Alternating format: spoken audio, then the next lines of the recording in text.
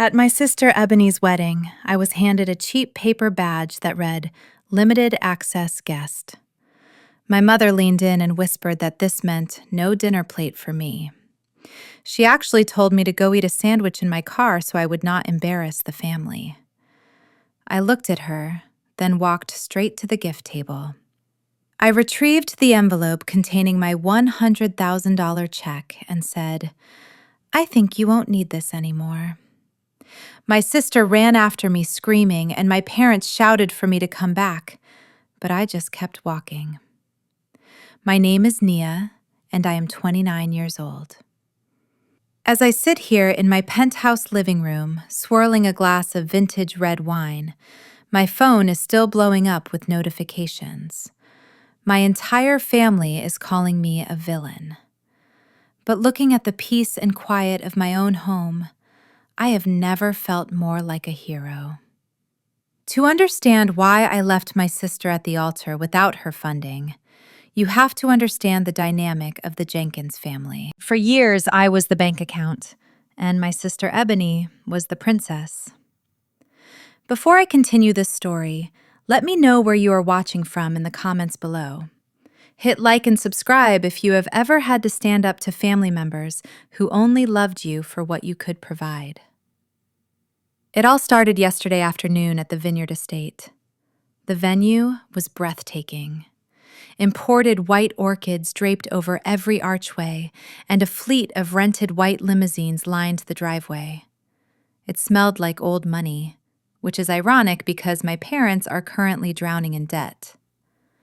I pulled up in my brand new Porsche Taycan, the electric hum of the engine turning heads as I approached the valet stand. I felt good. I looked good. I was wearing a silk designer dress that cost more than Ebony's DJ. I thought, for once, I might just be treated like a guest instead of a utility. But before I could even open my door, my father, Marcus, came rushing over. He wasn't smiling. He looked stressed, sweating through his rented tuxedo. He tapped on my window aggressively. I rolled it down, expecting a hello or perhaps a compliment. Instead, he hissed at me. "Nia, you cannot park here. This lot is reserved for the groom's family and the VIP guests."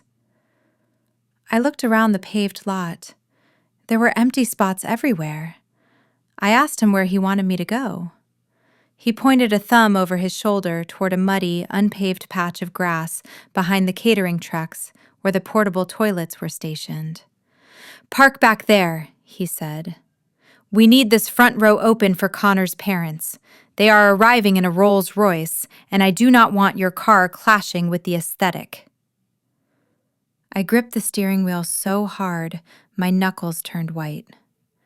My car is a $150,000 vehicle, a symbol of the success I built from nothing. And he was worried it would clash with his fantasy? He didn't see his daughter. He saw a prop that was out of place. But I didn't argue.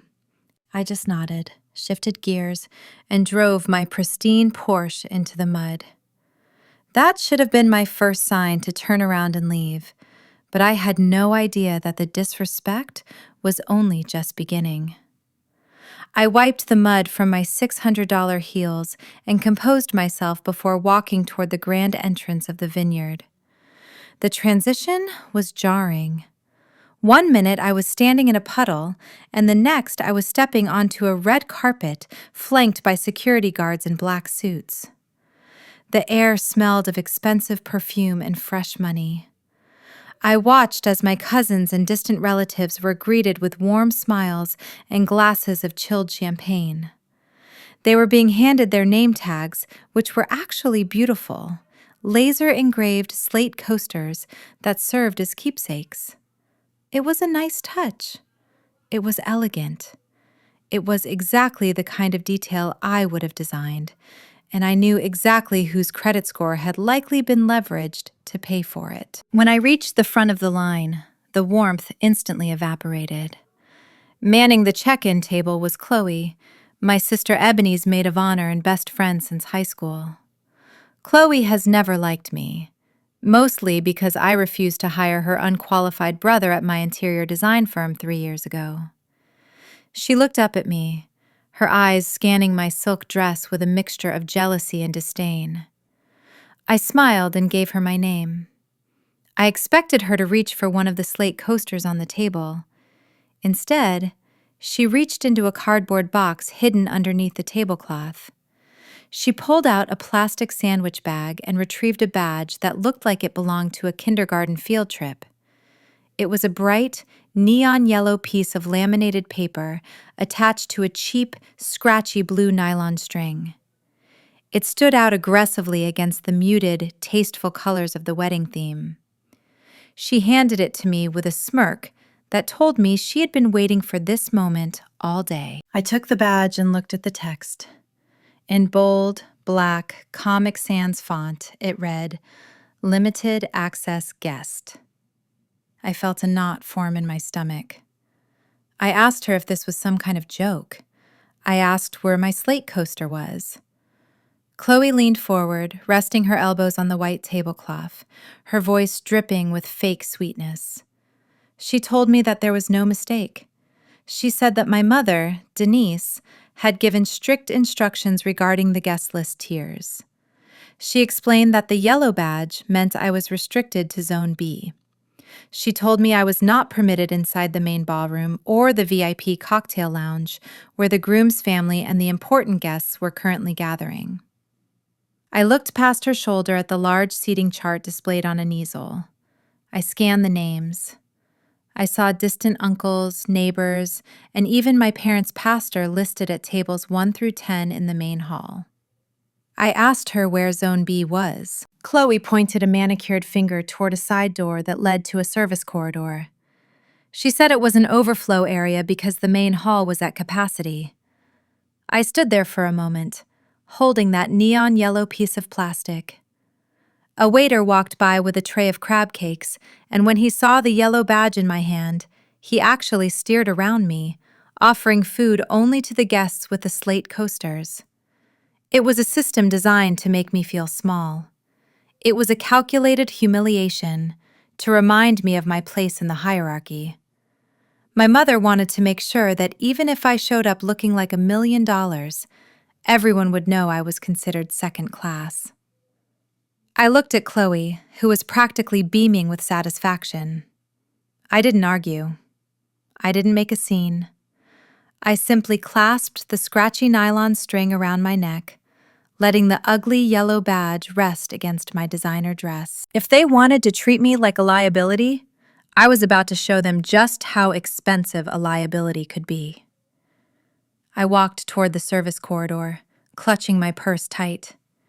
Inside that purse was the check that was supposed to save them from financial ruin. I wondered how much longer they could keep up the charade of wealth when the bank started calling on Monday. I tightened my grip on my clutch and marched toward the double mahogany doors of the main ballroom. Even from the hallway, I could hear the delicate strains of a live string quartet playing classical music. Through the glass panels, I saw a world of absolute opulence. There were crystal chandeliers the size of small cars hanging from the ceiling, and the centerpieces were towering arrangements of white roses and hydrangeas that probably cost more than my first car.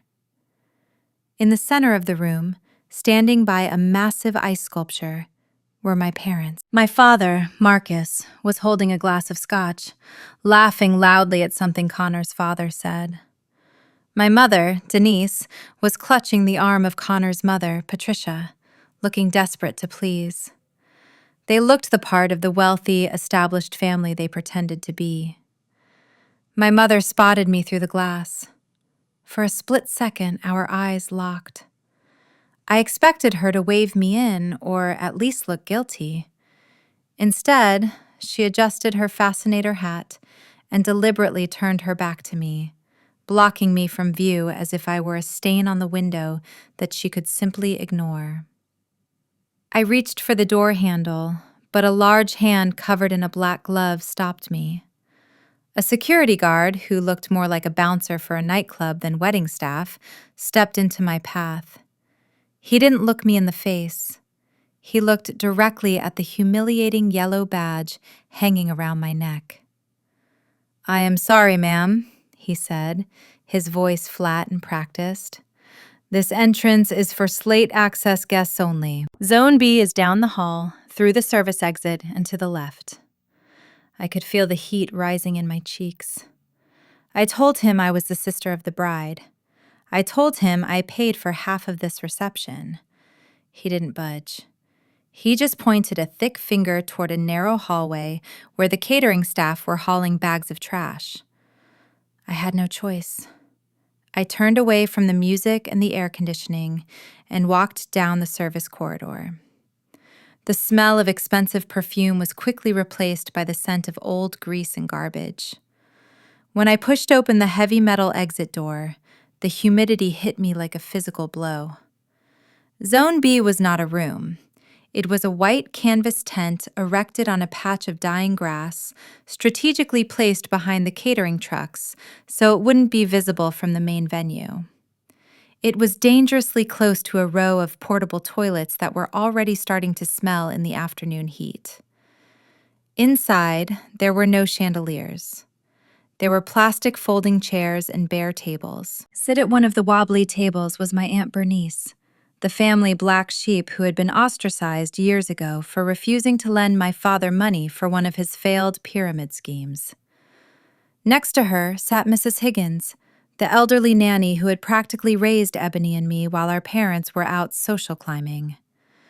Mrs. Higgins looked frail, wearing her Sunday best, clutching a purse that had seen better days. I walked over and sat down. Aunt Bernice looked at my yellow badge and let out a dry, humorless laugh.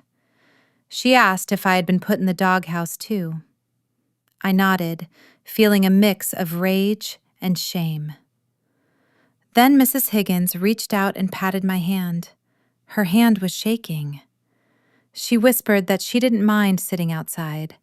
She said she just wanted to see Ebony in her white dress, even from a distance. Then she lowered her voice and admitted that she had driven 2 hours to get here because my father had promised to finally pay her the 6 months of back wages he owed her from 5 years ago. She said he told her there would be an envelope for her at the table. I looked at the empty plastic table. There were no envelopes. There was no food. There was just the hum of the generator and the sound of my family partying inside on my dime. That was the moment my sadness turned into cold, hard resolve. They weren't just humiliating me. They were exploiting the most vulnerable people in our lives. I looked at the tent flap leading back to the main building. I decided I wasn't going to sit in the heat while they drank champagne. I was going to get what belonged to me. By 7 o'clock, the smell coming from the main ballroom was agonizing. It wasn't just food.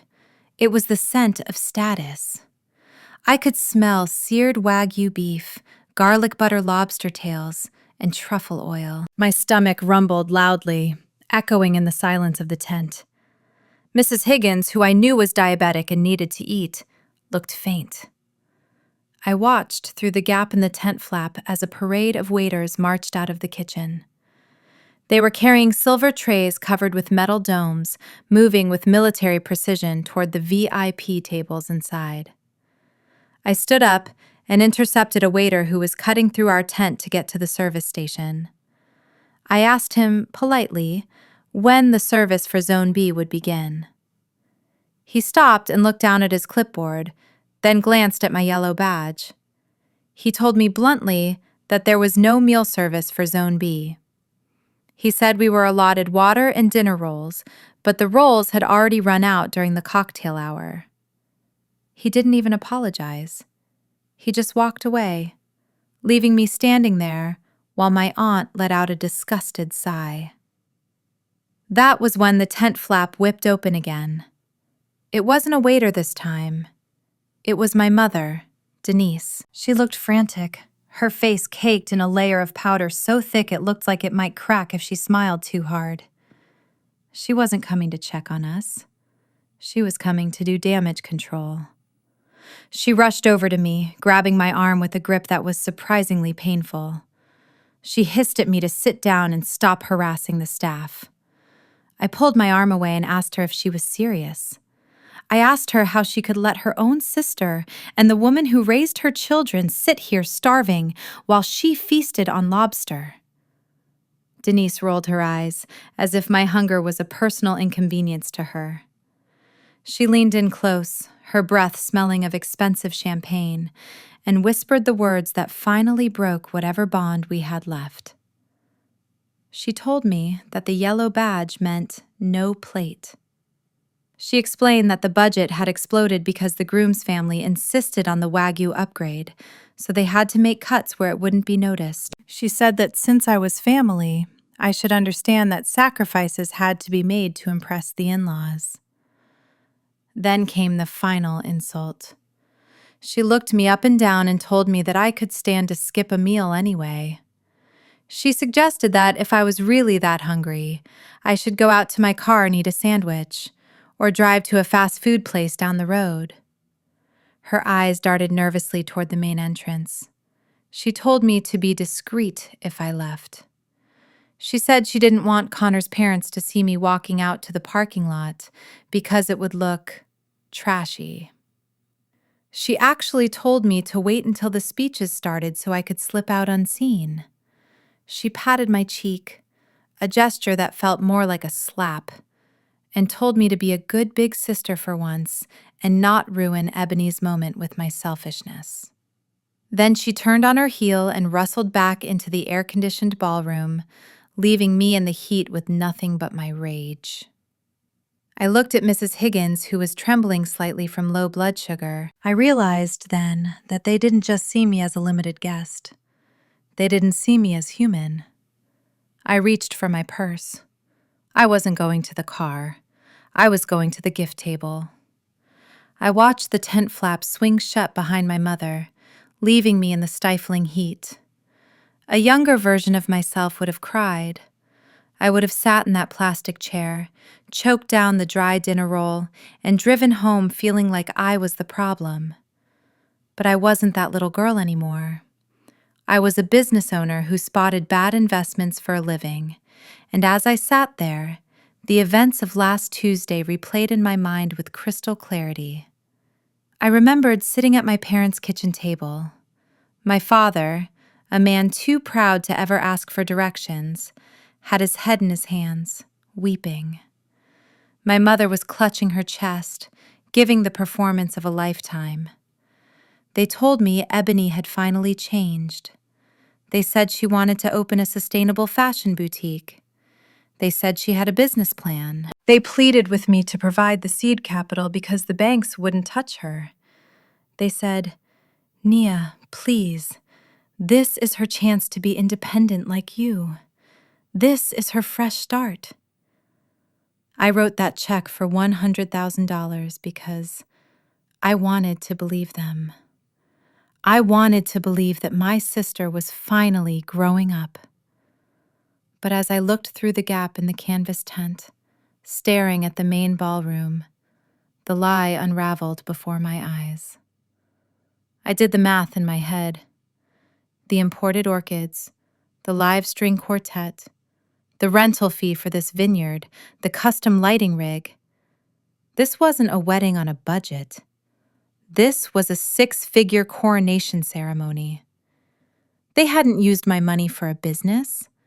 They had used it to fund this circus, banking on the fact that I would be too polite to ask questions. They took my hard-earned money to throw a party where I wasn't even allowed to eat. Then I saw her. Ebony was standing near the head table. She wasn't glowing with the humility of a blushing bride. She was holding a bottle of Dom Perignon, the vintage kind that costs $300 a bottle. She wasn't looking at her husband.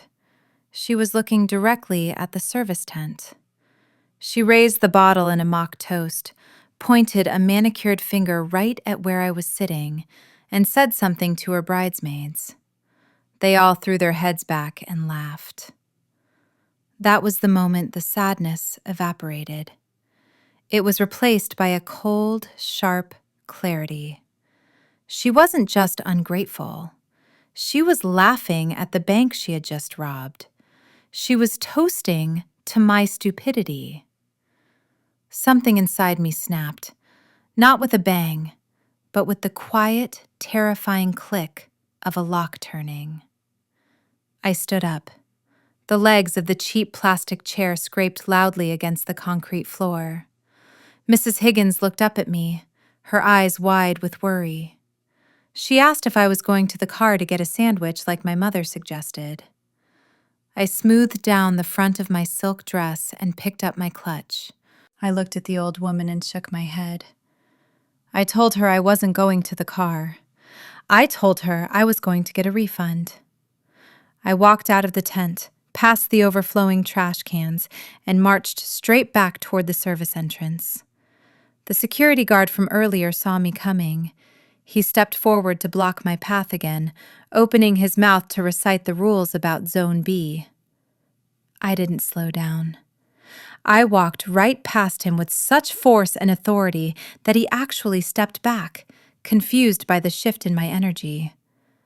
I wasn't a limited guest anymore. I was the CEO of this entire event, and I was coming to shut it down. The double doors swung open with a heavy thud. The blast of air conditioning felt like a different world compared to the stifling heat of the tent. I stepped onto the marble floor of the main ballroom. I didn't sneak in. I walked down the center aisle with my chin held high. The chatter died down instantly. The string quartet trailed off into an awkward silence. The only sound in the cavernous room was the rhythmic clicking of my heels. Click, click, click. I saw my mother freeze mid-bite. I saw Ebony's smile vanish. They looked at me with a mixture of confusion and fear. They were waiting for me to make a scene, to scream, to cry. But I didn't even look at them. My eyes were locked on a single target, the gift table. It was set up on a raised platform next to the stage, draped in silver velvet and piled high with expensive appliances and a mountain of envelopes. I ascended the small staircase to the platform. I could feel 500 pairs of eyes burning into my back. I reached the table and began sifting through the pile. I found it immediately. It was a thick maroon envelope with my name, Nia, written in calligraphy on the front. I picked it up. My father, Marcus, stood up from the head table, his face turning a deep shade of purple. He opened his mouth to shout something, but I was faster. I didn't just pocket the envelope. I tore it open. The sound of ripping paper echoed through the silent hall. I pulled out the cashier's check. The blue security ink shimmered under the chandeliers. I held it up so the light caught the zeros. $100,000. A collective gasp rippled through the room. The guests at the front tables could clearly see the amount. Next to the gift table stood the DJ, looking terrified. I reached over and gently took the microphone from his hand. The feedback squealed for a second, making everyone wince. I looked directly at my mother, who was now clutching her pearls, her face pale beneath her makeup. My voice remained calm, steady, and terrifyingly polite. "Mom, you were absolutely right earlier," I said, my voice booming through the speakers. "You told me the family budget was extremely tight. You said sacrifices had to be made, which is why I was seated by the toilets without a meal. I completely understand." I waved the check in the air. "So, to help alleviate the financial pressure, I have decided to rescind this donation. I think you won't be needing this $100,000 sponsorship anymore." I let the words hang in the air, heavy and suffocating. I didn't wait for a response. I dropped the microphone onto the table. It landed with a loud thud that sounded like a gavel closing a court case. The moment the microphone hit the table, the room exploded into chaos. It started with a collective gasp, followed immediately by the frantic murmuring of 300 guests. I tucked the check safely into my clutch and looked down at the head table. The facade of the perfect, wealthy family had shattered instantly. Connor, my new brother-in-law, looked like he had been slapped. He turned to Ebony, his face pale and confused. He asked her loudly enough for the front tables to hear, asking what money I was talking about. He said she told him the vineyard was a gift from her parents' investment dividends. Ebony didn't answer him. She didn't even look at him. She let out a scream that was less like a bride and more like a wounded animal. She hiked up her massive layered tulle skirt and scrambled off the dais, abandoning all grace. "Nia, you stop right there!" she shrieked, her voice cracking. "Do not walk out of here with my money!" My father, Marcus, recovered from his shock faster than I expected. He wasn't running to comfort his daughter. He was running for the check. He lunged across the gift table, knocking over a crystal vase that shattered loudly on the floor. He roared that I was a thief and demanded security to stop me. But the security guards were frozen. They were confused, looking back and forth between the composed woman in the silk dress walking calmly toward the exit and the hysterical family members knocking over furniture. I didn't run. Running is for people who are guilty. I walked with purpose. I could hear heavy footsteps thundering behind me. I glanced over my shoulder and saw Ebony tripping over her long train, stumbling into a waiter carrying a tray of champagne flutes. The crash of breaking glass mixed with her sobbing was the soundtrack to my exit. Mrs. Patricia, Connor's mother, was standing up, clutching a napkin to her mouth, looking at my parents with absolute horror. The illusion was gone. She wasn't looking at a wealthy family anymore. She was looking at a train wreck. I pushed through the heavy double doors and stepped out into the cool night air. The valet saw me coming and rushed to open the door of my Porsche, but I waved him off. I jumped into the driver's seat and hit the ignition button. The engine roared to life, a deep, powerful growl that drowned out the shouting coming from the venue entrance. Just as I shifted into gear, the doors burst open. My father, mother, and Ebony stumbled out onto the pavement. Ebony was barefoot now, her expensive makeup streaming down her face in black streaks. My father was red-faced, veins bulging in his neck, pointing a shaking finger at the car. He screamed that if I left, I was dead to this family. I rolled down the window just an inch, looking at them one last time. I didn't feel fear anymore. I felt lighter than I had in 20 years. I told them to enjoy the cake. Then I slammed on the gas. Because my father had forced me to park in the unpaved mudlot, my rear tires spun aggressively in the dirt before gripping the asphalt. A massive rooster tail of brown mud sprayed backward, splattering across the front of my father's tuxedo and the hem of Ebony's white dress. I watched in the rearview mirror as they stood there, covered in dirt and defeat, shrinking into the distance as I sped toward the highway. I didn't turn on the radio. The silence was the most beautiful music I had ever heard. The drive home was a blur of adrenaline and satisfaction. But the moment I stepped into the sanctuary of my penthouse, the reality of what I had done began to sink in. I kicked off my muddy heels and walked straight to the wine cellar. I pulled out a bottle of vintage Cabernet, the kind I had been saving for a special occasion. I figured escaping a toxic cult was special enough. But as I poured the dark red liquid into a crystal glass, the silence of my apartment was shattered by the aggressive buzzing of my phone on the marble kitchen island. It wasn't ringing. It was vibrating continuously, a relentless, angry hum that sounded like a swarm of hornets. I walked over and looked down at the screen. I had 47 new text messages and 12 missed calls. The family group chat, which I had muted years ago, was exploding. I unlocked the screen and watched the messages roll in. They weren't from my parents or Ebony. They were from the flying monkeys. That is what we call the relatives who are manipulated by the narcissist to do their dirty work. There was a message from my Auntie Sarah, a woman who hasn't called me on my birthday in a decade. It read, "Nia, how could you be so selfish? You ruined your sister's special day over a seating chart. You need to turn that car around and apologize immediately." I scrolled down. There was one from my cousin Marcus Jr.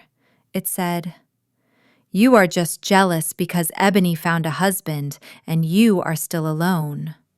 You always have to make everything about you." I took a long sip of wine, letting the rich flavor settle my nerves. It was fascinating, really. In the 30 minutes it took me to drive home, my mother and sister had already spun a narrative. They hadn't told the family that they sat me next to the portable toilets. They hadn't told anyone that they denied me food while I footed the bill. No, the story they were selling was that I was a bitter, jealous spinster who threw a tantrum and stole the honeymoon money. I put the phone face down on the counter.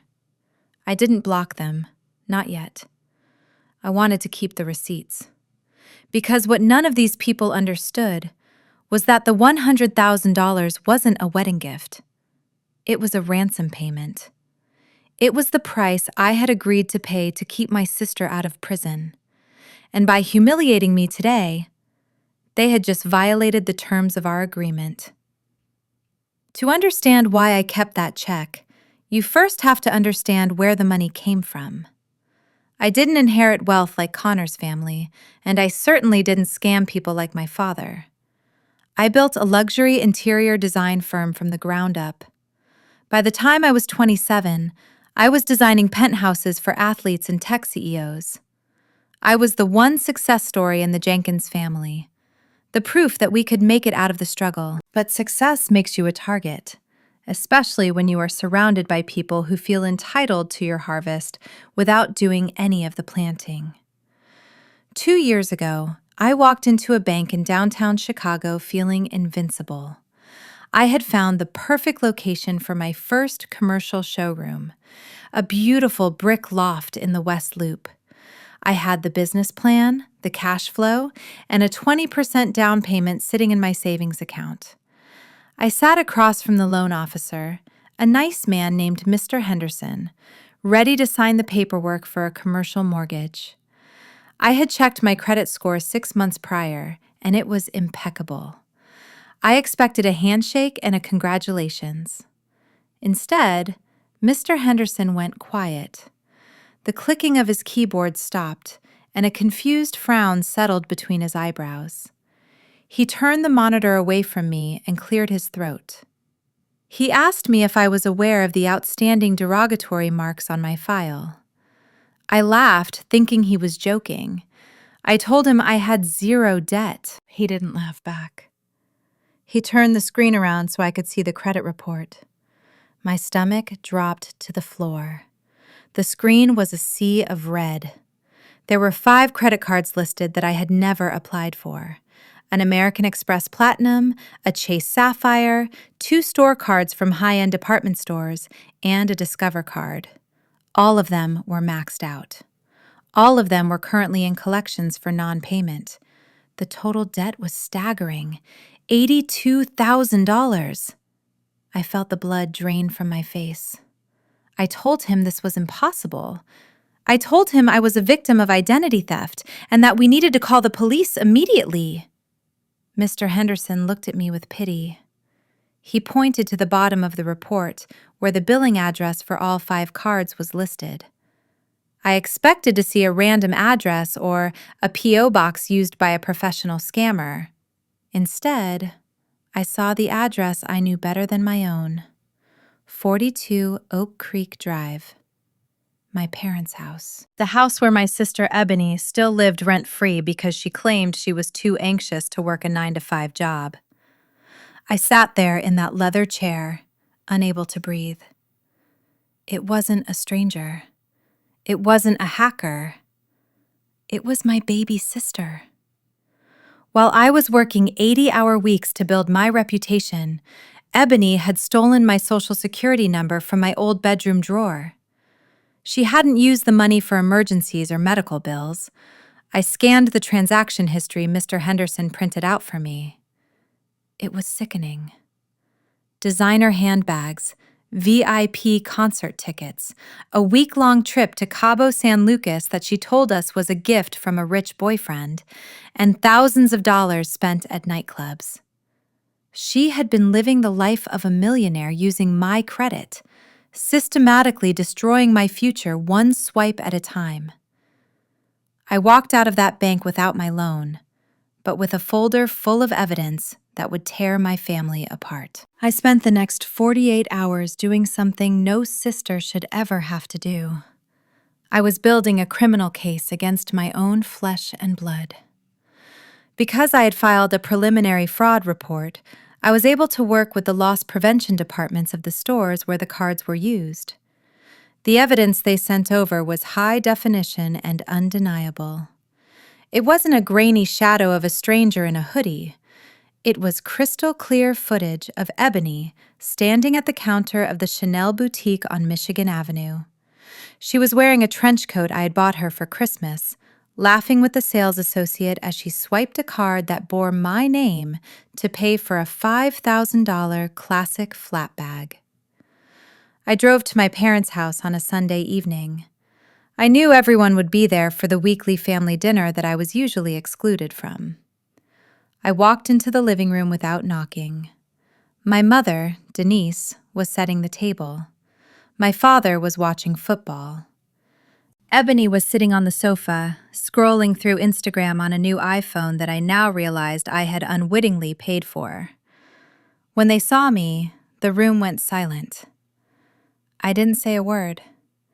I simply opened my leather portfolio and fanned the photographs out on the coffee table like a winning hand of poker.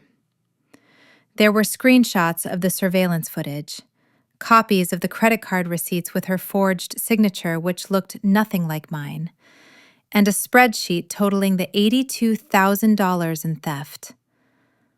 Ebony looked at the photos and turned a ghostly shade of pale. She dropped her phone on the carpet. I expected my parents to explode. I expected my father to yell. I expected my mother to grab Ebony by the ear. Instead, the room remained terrifyingly quiet. My mother picked up a photo of Ebony buying Gucci loafers. She studied it for a moment, then looked up at me with eyes cold enough to freeze hell. She didn't look angry at the thief. She looked disappointed in the victim. She tossed the photo back onto the table and let out a sigh of annoyance. "Nia, you are being incredibly dramatic," my mother said, wiping her hands on her apron. "Your sister didn't steal anything. She borrowed your credit line to build her image. She is trying to attract a high-value partner, and she needs to look the part. You know how the world works. You have excellent credit and plenty of money. Why are you counting pennies when your sister is trying to secure a future for this family?" I stood there, stunned into silence. My father chimed in from his recliner, not even looking away from the TV.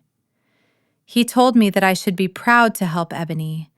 He said that since I wasn't married and didn't have children, I had disposable income that Ebony needed more than I did.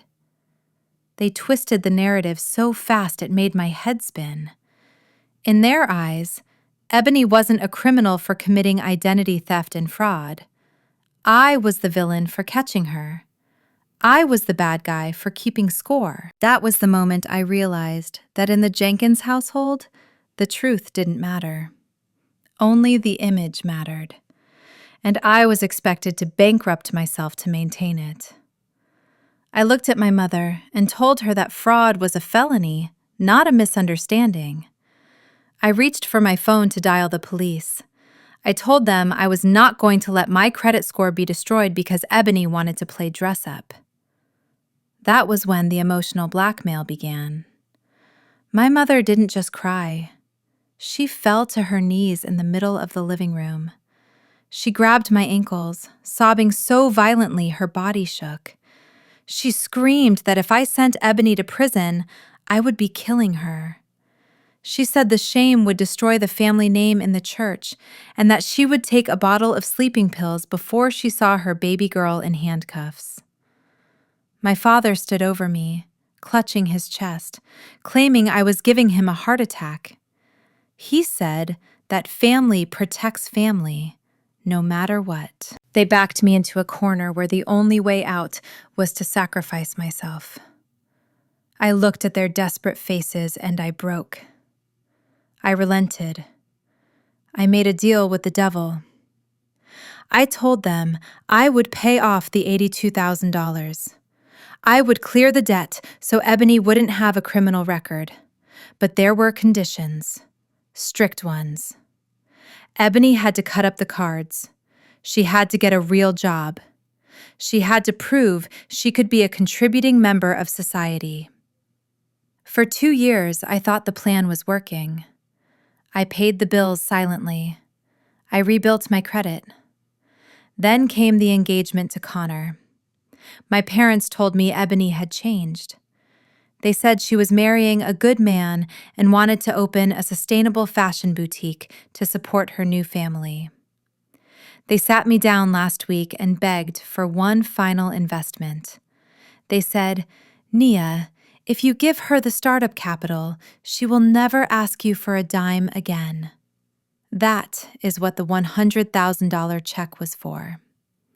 It was not a wedding gift. It was business capital. It was the final lifeline I extended to a sister who I thought was finally turning her life around. I gave it to them on the condition that it would be used to secure a lease for her shop. But as I sat in my car earlier today, watching them party in a venue that cost exactly $100,000, I realized the truth. There was no shop. There was no business plan. They had taken my lifeline and used it to throw a party where they could pretend to be rich while treating the investor like the help. They didn't just steal my money this time. They stole my hope. The digital clock on my nightstand read 1:17 in the morning when the pounding started. It was not a polite knock. It was a rhythmic, aggressive thumping against my heavy oak front door that shook the walls of my foyer. I wrapped my silk robe tighter around myself and grabbed my phone to check the security feed. Standing in my hallway, bathed in the grainy black and white light of the camera, was my father, Marcus. He was still wearing his tuxedo from the wedding, but the bow tie was undone, hanging around his neck like a noose, and his white shirt was stained with the brown mud I had sprayed on him hours earlier. He looked disheveled, frantic, and dangerous. I walked to the door and unlocked the deadbolt. I did not put on the chain. I wanted him to see me standing in my own home in the luxury I paid for, unafraid of him. I swung the door open. The smell of cheap scotch and stale desperation hit me instantly. My father swayed slightly, grabbing the door frame to steady himself. His eyes were bloodshot, rimmed with red, and filled with a mixture of rage and panic. He did not say hello. He did not ask if I was okay after driving off. He simply lunged forward, invading my personal space. "You give me that check right now, Nia," he slurred, his voice echoing in the quiet hallway. "You have absolutely no idea what you have done. You have started a fire that I cannot put out. Connor's parents are asking questions. They are asking why the big donation was pulled. They are starting to sniff around the finances." I stood my ground, crossing my arms over my chest. I asked him why that mattered, if everything was as legitimate as they claimed. My father slammed his hand against the wall. "Do not play games with me," he shouted. "You know exactly what is at stake. The Oldfields are old money. They are suspicious people. Mrs. Patricia was asking about the trust fund all night. If you do not give me that money back so I can deposit it and show them proof of assets, this whole thing falls apart. Do you want your sister to be humiliated? Do you want Connor to annul this marriage before the honeymoon even starts?" He was sweating profusely, the perspiration dripping down his forehead. He looked less like a patriarch and more like a cornered animal. He pointed a shaking finger in my face. "You are going to go into that safe of yours, get that check, and write a new one. And then you are going to call Mrs. Patricia and tell her it was a misunderstanding, a bad joke. Or so help me God, Nia, you will regret it." I looked at this man who had supposedly raised me. I didn't see authority anymore. I saw a gambler who had bet everything on a lie and lost. He wasn't worried about Ebony's happiness or her marriage. He was terrified that his golden ticket out of debt was about to walk away. He was terrified that the house of cards he had built on my back was finally collapsing. I looked him dead in the eye and told him, "That sounds like a personal problem." When I said those words, something in my father broke. He didn't just get angry, he shattered. He slammed his fist against the door frame so hard I heard the wood crack. The pretense of the wealthy, dignified father evaporated, replaced by a terrified man drowning in his own lies. He grabbed my shoulders, his grip bruising, and screamed right into my face, "This is not a game, Nia. The warehouse property on 5th Street is already gone. I mortgaged it 3 times. The bank sent the foreclosure notice last week. If I do not have that $100,000 to pay the balloon payment by Tuesday morning, we lose the house. We lose the cars. We lose everything. We will be on the street." I froze. The warehouse he was talking about was a dilapidated piece of commercial property he had held onto for decades, always claiming it was his retirement gold mine. In reality, it was just collateral for his bad decisions. I looked into his bloodshot eyes and finally understood the full picture. The wedding wasn't just a celebration. It was a cover-up. They had spent money they didn't have to impress people who didn't care, all while the ground beneath their feet was crumbling. "So that is it," I said, my voice barely a whisper. "You lied to the Oldfields. You told Connor and his parents that we were wealthy. You told them that the warehouse was a developing asset, didn't you? You sold them a fairy tale about generational wealth, and you needed my money to keep the lights on long enough for the ink to dry on the marriage license." My father slumped against the wall, sliding down until he was sitting on my floor, weeping into his hands. He didn't deny it. He just kept muttering that I didn't understand, that appearances were everything in this world. But I understood perfectly. They weren't just financially bankrupt. They were morally bankrupt. They were willing to bleed me dry not to start a business, but to save themselves from the consequences of their own vanity. I looked at the man sobbing on my floor and realized I didn't feel pity. I felt disgust. He wasn't crying because he was sorry. He was crying because he had been caught. I reached down and picked up my phone from the floor where it had fallen during his outburst. My hand was steady, terrified but controlled. I did not offer him a hand up. I did not offer him a glass of water. Instead, I tapped the screen and opened the voice recorder app. I pressed the red button and held the device between us like a shield. I asked him to repeat what he had just said. I told him to say it clearly for the record, so that when the bank comes looking for assets, I have proof that I was not involved in his fraud. My father looked at the phone, and the pathetic, weeping facade instantly vanished. He scrambled to his feet, wiping the tears from his face with the back of his muddy hand. His eyes narrowed into slits of pure venom. He asked me if I was really going to record my own father. He asked if I had no shame. I looked him dead in the eye and told him that shame was a luxury we could no longer afford. I told him that I had spent my entire adult life trying to buy his approval. But I finally realized that his love was just a subscription service that I was tired of renewing. I took a step back, creating distance between us. I told him that the foreclosure of his house was not my emergency. I told him that his lies to the Oldfield family were not my burden to carry. That is the price of vanity, Marcus, I said, using his first name for the first time in my life. You spent 30 years trying to look rich instead of actually building wealth, and now the bill has come due. I am not going to pay it. He stepped forward, his fists clenched, looking like he might strike me. I didn't flinch. I held the phone higher and spoke with a voice that was cold as ice. I told him he had exactly 10 seconds to get off my property. I told him that if he was not on the other side of that door by the time I counted down, I would call the police and file charges for harassment and trespassing. I reminded him that with his current financial situation, he could not afford bail. 1, 2, 3.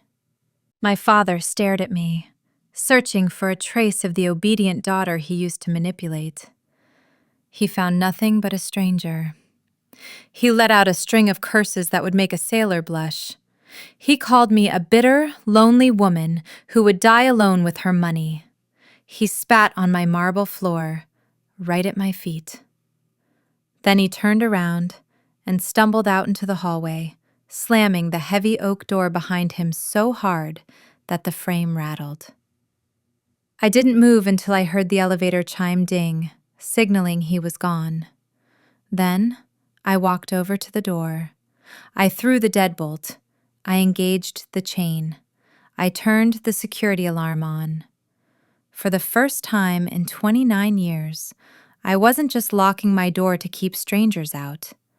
I was locking it to keep my family out. I slid down against the wood of the door, sitting on the cold floor of my foyer. I didn't cry. I just listened to the silence. It was the first time in my life I truly understood that peace is expensive, but it is worth every single penny. I looked at the recording on my phone. I had the evidence. The war had officially begun. The morning sun hit my floor-to-ceiling windows, illuminating the quiet sanctuary of my penthouse.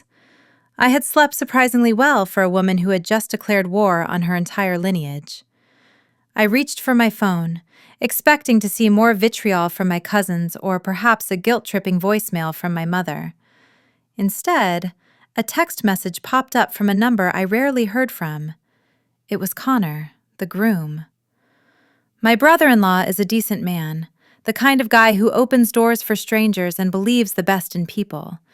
Unfortunately, his upbringing in the sheltered world of Connecticut old money made him an easy mark for predators like my sister. I unlocked the screen, bracing myself for a confrontation. But as I read his words, my jaw actually dropped. "Nia, are you feeling better? Ebony told me about the severe food poisoning. I am so sorry. I had no idea you were hallucinating from the fever when you went up to the stage. Please do not worry about the mix-up with the envelope. We can get that donation check back to the Red Cross later. Just focus on resting and getting those toxins out of your system." I stared at the phone, blinking in disbelief. I had to give it to Ebony. She was a masterclass in manipulation. In the panic of last night, She had managed to spin a narrative so audacious that it defied logic. She had convinced her husband that I wasn't an angry investor reclaiming my capital. No, in her twisted version of reality, I was a sick, delirious woman who had eaten bad shrimp and confused a wedding gift with a charity donation for the Red Cross. It was the perfect lie. It explained why I took the money without making them look like thieves. It explained my dramatic exit without addressing the abuse I suffered.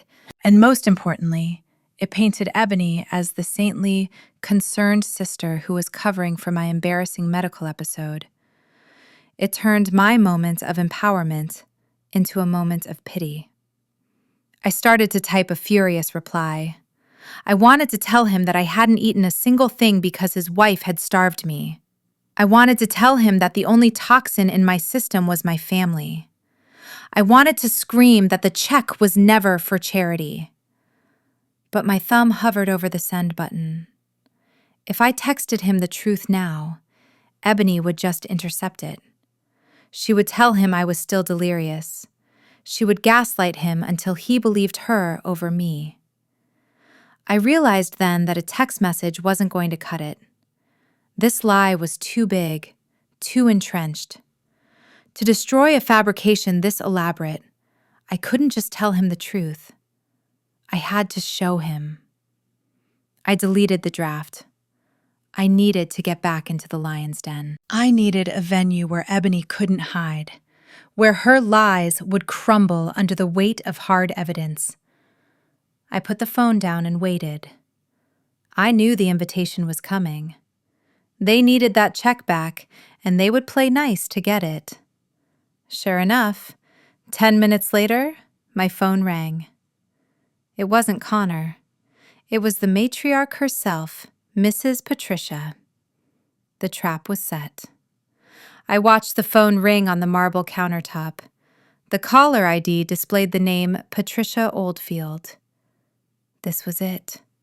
The heavy artillery. My mother and sister were sloppy with their manipulation, using guilt and tantrums. But Patricia was different. She was a woman who wielded politeness like a loaded weapon. She didn't scream. She whispered. And her whispers could destroy reputations. I took a deep breath, swiped accept, and put the phone to my ear. "Hello, Mrs. Oldfield," I said, keeping my voice steady and professional. "Nia, darling, please, call me Patricia," she purred. Her voice was smooth, cultured, and dripping with fake concern. It sounded like old money and judgment. "We were just so devastated to hear about your sudden medical episode at the reception last night. Ebony tells us you were quite delirious. It must have been terrible to be so confused that you took back a gift meant for charity." I almost laughed out loud. She was smooth. In 3 sentences, she had reinforced the lie, labeled me as mentally unstable, and subtly demanded the money back without ever raising her voice. She was giving me an out. She was offering me a chance to play along with the sick girl narrative so that everyone could save face. All I had to do was agree, show up, and write a new check. "I am feeling much better now, thank you," I replied, playing the game. "I am so relieved to hear that," she continued. "Listen, dear, we are hosting a very private, intimate brunch at the estate this afternoon. Just the immediate family. Connor, Ebony, your parents, and us. We simply cannot have you sitting alone in that apartment after such a trauma. And, of course, we need to sort out the logistics of the wedding financials before the children leave for the Maldives tomorrow. I insist you come. We can put this whole ugly misunderstanding behind us." It wasn't an invitation. It was a summons. She was calling me into the principal's office. She wanted to get me onto her territory, surrounded by my enemies, where she believed the pressure of her opulent lifestyle and her stern glare would force me to submit. She thought I was the same desperate people pleaser my parents were. She thought I would be intimidated by her gate code and her butlers. "I would love to come, Patricia," I said. "I think a family meeting is exactly what we need right now." "Wonderful," she said, the steel returning to her voice. "We will see you at noon. Do not be late. The gate will be open for you." I hung up the phone and walked to my closet. I knew exactly what this was. It was an ambush. They expected me to walk in there with my tail between my legs, apologize for my delirium, and hand over the money to keep the peace. They expected the scapegoat to return to the herd. I pulled out a tailored white power suit. It was sharp, architectural, and completely business. I wasn't going to a brunch to eat quiche and sip mimosas. I was going to a deposition. I checked my bag to make sure I had the file from the private investigator. I had 3 copies. One for me, one for Connor, and one for the woman who thought she could bully me into submission. I looked in the mirror and applied a coat of red lipstick. I was walking into the lion's den, but they forgot one important thing. I was the one bringing the fire. I walked into my home office and sat down at the heavy mahogany desk. This room was the command center of my design business, the place where I built my fortune. But today, it was going to be a war room. I picked up my phone again and dialed a number I had saved under the name Mr. Vance. He was the private investigator I had hired 2 years ago when the identity theft first happened. He was expensive, discreet, and terrifyingly thorough. He picked up on the second ring. "Miss Jenkins," he said, his voice gravelly and serious. "I assume you are calling because you finally want to unseal the file." I told him he assumed correctly. I asked him to email me the full dossier on Ebony Jenkins immediately. I told him to include everything: the police reports from the fraud investigation, the surveillance photos from the boutiques, and the credit card statements with the forged signatures. Then I paused. I asked him if he still had the supplementary medical background check he performed when we were trying to determine if she was spending the stolen money on drugs. Mr. Vance confirmed he did. He asked if I wanted the records from the clinic in Mexico included in the PDF. I told him yes. I told him especially that document. That single piece of paper was the nuclear option. I had sat on it for 3 years, protecting Ebony's privacy because, despite everything, she was my sister. But she had lost the right to privacy when she tried to destroy my reputation and steal my money. A moment later, my inbox pinged. I opened the file. It was over 50 pages of cold, hard evidence. I hit the print button. The laser printer whirred to life, the rhythmic sound filling the room like a heartbeat. One by one, the sheets of paper slid into the tray. First came the financial records, the undeniable proof of her criminal history. Then came the emails between my parents and the bank, acknowledging the fraud, but begging for leniency. And finally, the medical records. I organized the documents into 3 neat stacks. I placed each stack into a plain black presentation folder. I labeled them in my mind. One for Patricia Oldfield, the woman who valued pedigree above all else. One for Connor, the husband who was sleeping next to a stranger. And one for my parents, a reminder of the monster they had created and protected. I ran my hand over the cover of the top folder. It felt heavy. I knew that once I handed these out, there was no going back. I wasn't just exposing a lie. I was likely ending a marriage and severing ties with my family forever. A small part of me, the part that still remembered playing dolls with Ebony when we were 5, felt a pang of guilt.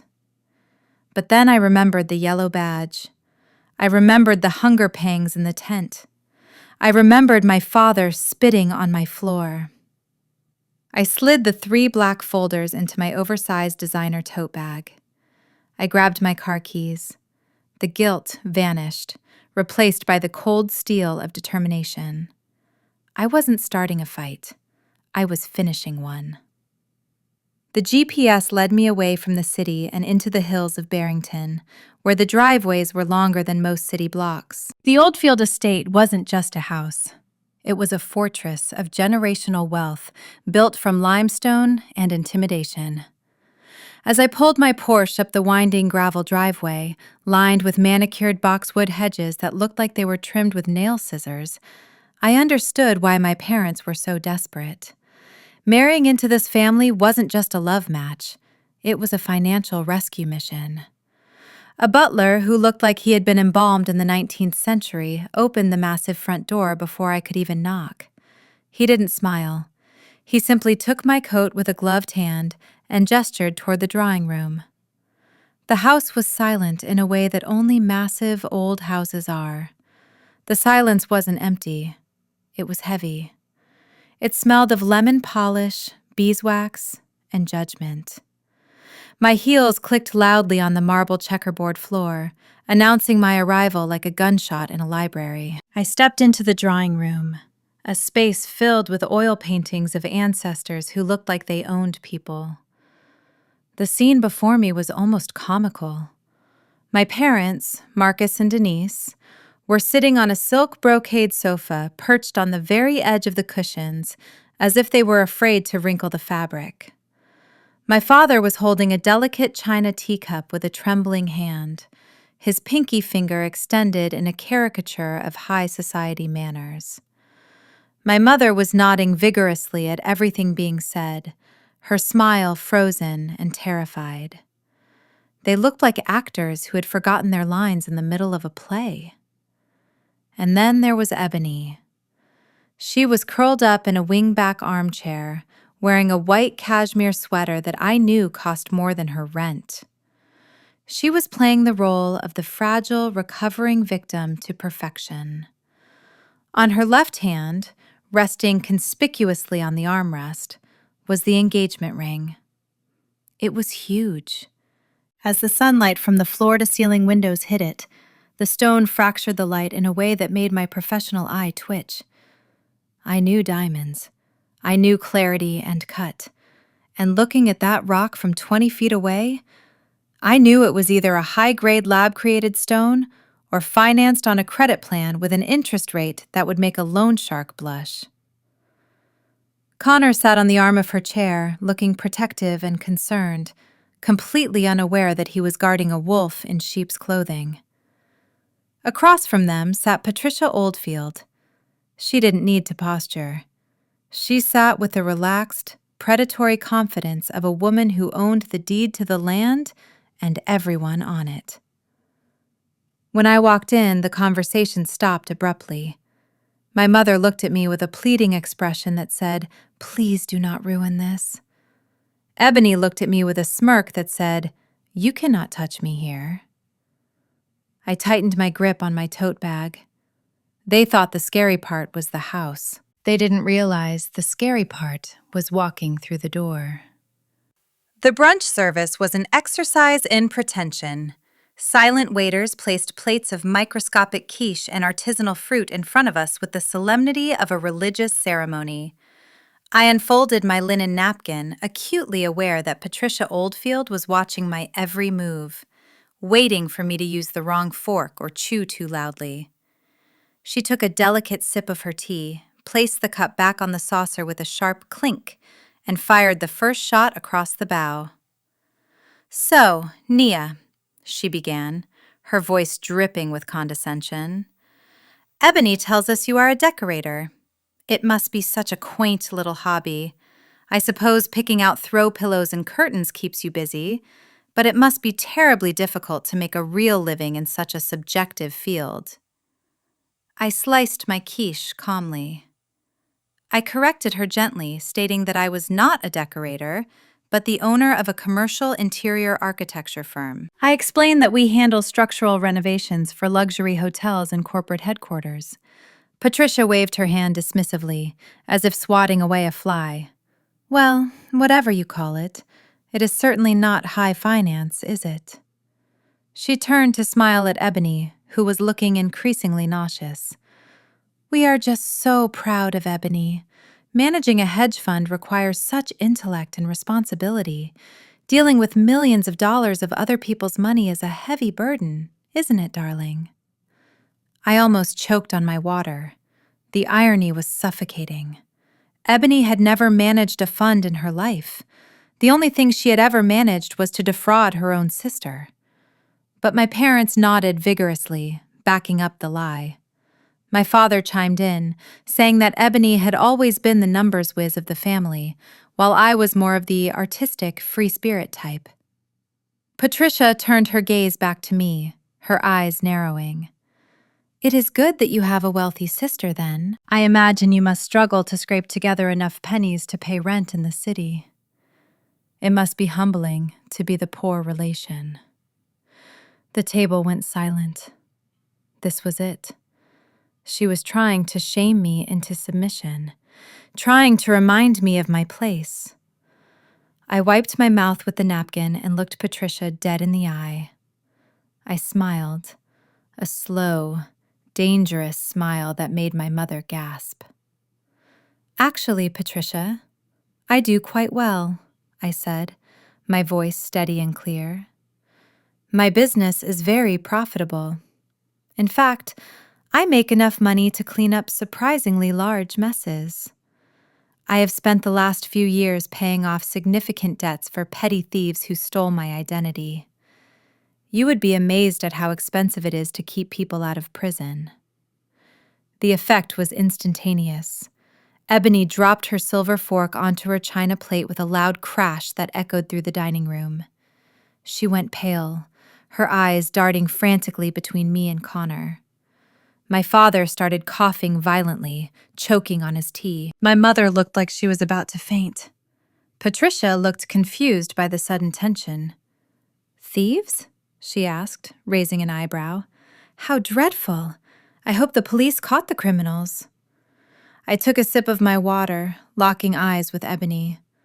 Oh, I caught them, I said. I decided to handle it privately. But lately, I am thinking that was a mistake. Some criminals do not learn their lesson until they are exposed. Connor placed his hand over Ebony's, looking at my father with the earnest, trusting expression of a golden retriever. He smiled and said, Mr. Jenkins, actually, since we are all here discussing finances, I wanted to confirm the details for next week. My financial advisor was asking about the maturation date of the family trust. You mentioned that the $2 million portfolio matures on Tuesday and that the transfer for our house down payment would be initiated then. The water I was sipping went down the wrong pipe. I had to physically cover my mouth with the linen napkin to keep from sputtering. $2 million. My parents, who were currently dodging calls from collection agencies and facing foreclosure on a warehouse worth $0, had not just promised a gift. They had invented an entire multi-million-dollar trust fund. It was a lie so massive, so easily disprovable, that it bordered on psychosis. I looked at Marcus. He had stopped breathing. His face had drained of all color, leaving him looking gray and sickly against the dark wood of the dining chairs. A bead of sweat rolled down his temple and dripped onto his stiff collar. My mother, Denise, had abandoned her smile entirely. She was staring at her plate, gripping her silverware so hard her knuckles were white. They were terrified. They had promised a fortune they did not have, likely banking on the hope that I would bail them out again, or that they could stall Connor with excuses once the wedding was legally binding. Patricia didn't notice their panic, or perhaps she did and enjoyed it. She leaned forward, her eyes gleaming with greed. Yes, Marcus, she said. The liquidity event. We are all so looking forward to seeing the young couple settled in their new estate. It is so rare to find a family that values generational wealth as much as we do. It was insane. It was delusional. They had dug a hole so deep they could see the center of the earth, and they were still digging. They were hoping, praying that I would write another check or that a miracle would happen before Tuesday. But there are no miracles for liars. I set my glass down on the table with a deliberate, audible click. I looked at my father, whose eyes were pleading with me to stay silent, to play along with this insanity one last time. But I was done playing. I wasn't going to let them commit grand larceny by deception. I cleared my throat, ready to speak, but Ebony, sensing the walls closing in, decided to play her final, desperate card. Ebony saw the skepticism in Patricia's eyes regarding the money, and she did what she always does when cornered. She improvised. She let out a soft, shaky sigh and placed her left hand, the one weighed down by the questionable diamond, protectively over her flat stomach. She looked up at Connor with wide, glistening eyes and lowered her voice to a whisper that was perfectly pitched to be heard by everyone at the table. She said, "Connor, baby, please stop interrogating Daddy about the trust fund. It does not matter. The only thing that matters right now is that I stay calm for the sake of baby Jenkins Smith. The doctor said stress is terrible for the first trimester." The effect was instantaneous and nauseating. Connor's face transformed from confusion to pure, unadulterated adoration. He looked at her as if she were the Virgin Mary herself. He dropped his fork and wrapped his arm around her shoulders, apologizing profusely. Even Patricia, the woman made of ice and judgment, softened. Her eyes darted to Ebony's stomach, her mind undoubtedly racing with thoughts of an heir to the Oldfield fortune. A smile actually cracked her porcelain face.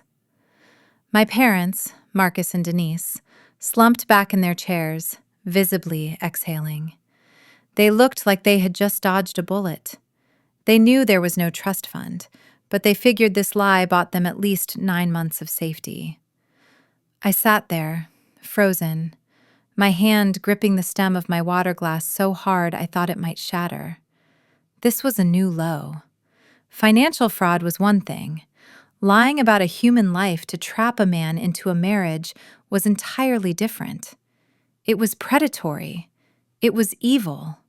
And most importantly, I knew for a fact it was physically impossible. My mind flashed back to 3 years ago. I remembered the clinic in Tijuana. I remembered holding Ebony's hand while she cried, not because she wanted children, but because she wanted to ensure she never ruined her figure with a pregnancy. I remembered paying the $5,000 bill for the tubal ligation because she didn't want it on our parents' insurance. I looked at Connor, a good man who was about to build a life on a foundation of sand. He was rubbing her back, whispering promises to protect her and their unborn child. He had no idea he was comforting a woman who had voluntarily sterilized herself before she was 25. The rage inside me didn't feel hot anymore. It felt cold. It felt clinical. I realized that if I stayed silent now, I wasn't just a bystander. I was an accomplice to entrapment. I looked at my mother, who avoided my gaze. She knew too. She knew everything. And she was letting this happen to secure a connection to the Oldfield money. I reached down to the floor and picked up my heavy tote bag. I felt the sharp corners of the black presentation folders inside. They were heavy with the truth. I placed the bag on my lap. I didn't wait for the happy reactions over the fake baby to die down. I leaned forward, my voice cutting through the sentimental atmosphere like a scalpel. I said, "That is wonderful news, Ebony. Truly. But before we start planning the baby shower, I think there are a few documents Connor needs to see. Because in my experience, the only thing that grows in the dark is mold, not miracles. I stood up from the table, my movements deliberate and slow. The joy in the room regarding the imaginary baby was suffocating, a thick fog of delusion that I was about to clear with a hurricane.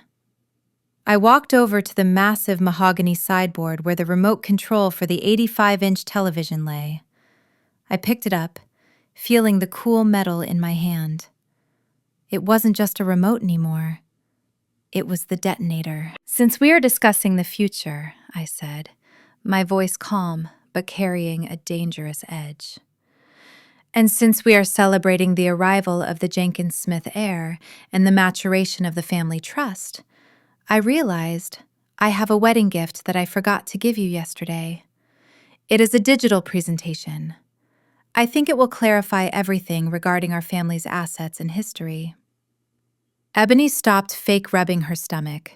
Her eyes widened, realizing exactly what kind of history I had on my phone.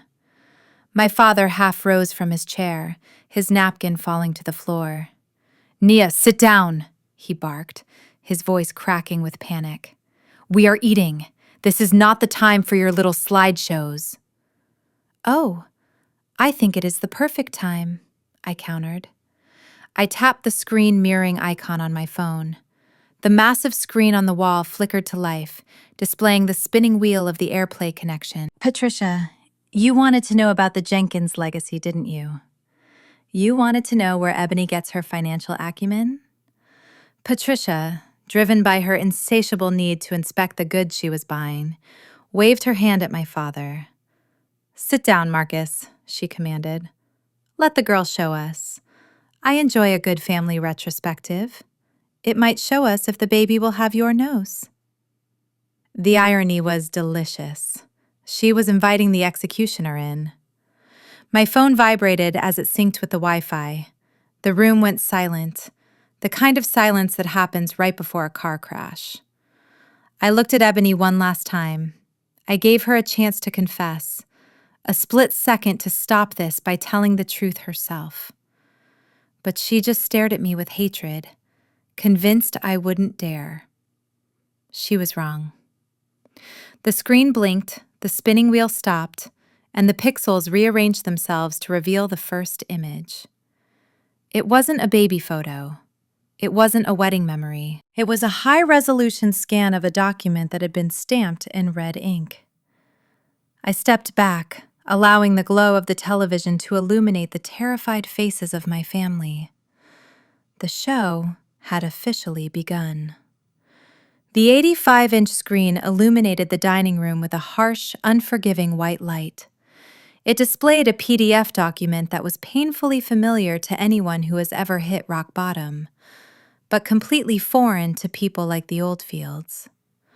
At the top, in bold, terrifying red letters, was the logo of the National Bank, followed by the words, "Notice of Default and Foreclosure Proceedings." Below that, in clear black type, was the address of the house my parents were currently sitting in. I walked toward the screen, acting like a weatherman predicting a hurricane. I pointed to the date stamped in the corner. "As you can see, this notice was served 3 months ago." I turned to look at Patricia, whose mouth was slightly agape. "You asked about the liquidity event scheduled for next Tuesday. You were absolutely right to be curious. There is indeed a major financial event happening on Tuesday. It is the day the bank officially auctions off this property to the highest bidder because the mortgage has not been paid in 6 months." The silence in the room was deafening. It was broken only by the sound of my mother's teacup rattling against its saucer as her hands shook uncontrollably. Connor squinted at the screen, reading the numbers. He looked like a child trying to solve a complex math problem. "But," he stammered, his voice weak, "but Mr. Jenkins said there was a trust fund. He said there was $2 million maturing." I swiped the screen on my phone, and the image on the TV changed. This time, it was a credit report. The score was highlighted in yellow, 420. It listed judgments, liens, and a mountain of credit card debt. "There is no trust fund, Connor," I said, my voice devoid of any sympathy. "There is no portfolio. There is no inheritance. The only thing maturing next Tuesday is a $500,000 debt that my father was hoping my $100,000 check would delay for another month. The wealth you think you are marrying into is a mirage. They are not just broke. They are insolvent." My father slammed his hand on the table, knocking over the creamer. "That is private information," he roared, trying to stand up, but his legs seemed to fail him. He looked small. The bravado he had worn like a suit of armor was gone, leaving behind a desperate, aging con man. Patricia turned her head slowly to look at my parents. The warmth was gone from her eyes, replaced by the cold, calculating look of a woman who realizes she has been sold a counterfeit purse. "So," she whispered, her voice like cracking ice. "The vineyard wedding, the designer dresses. It was all..." "What? A performance?" "It was a bait and switch, Patricia," I answered for them. "And unfortunately, you and Connor were the marks. But financial ruin is just the tip of the iceberg. If you think being broke is bad, wait until you see where the money actually went." I swiped the screen again. The silence in the dining room was shattered by the sound of Patricia's chair scraping violently against the hardwood floor. It sounded like a bone snapping. The matriarch of the Oldfield family didn't just stand up.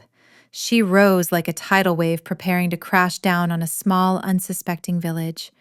Her face, usually a mask of pale, aristocratic boredom, was now flushed a deep, alarming shade of crimson. She gripped the edge of the table with hands that were adorned with real diamonds, her knuckles white with rage. She didn't look at me. She looked directly at my parents, her eyes drilling holes into their frantic, sweating faces. "Mr. and Mrs. Jenkins?" Patricia said, her voice trembling not with fear, but with the fury of a woman who realizes she has been played. "What is the meaning of this?" She pointed a shaking finger at the 85-inch screen where the foreclosure notice was still glowing like a neon sign of shame.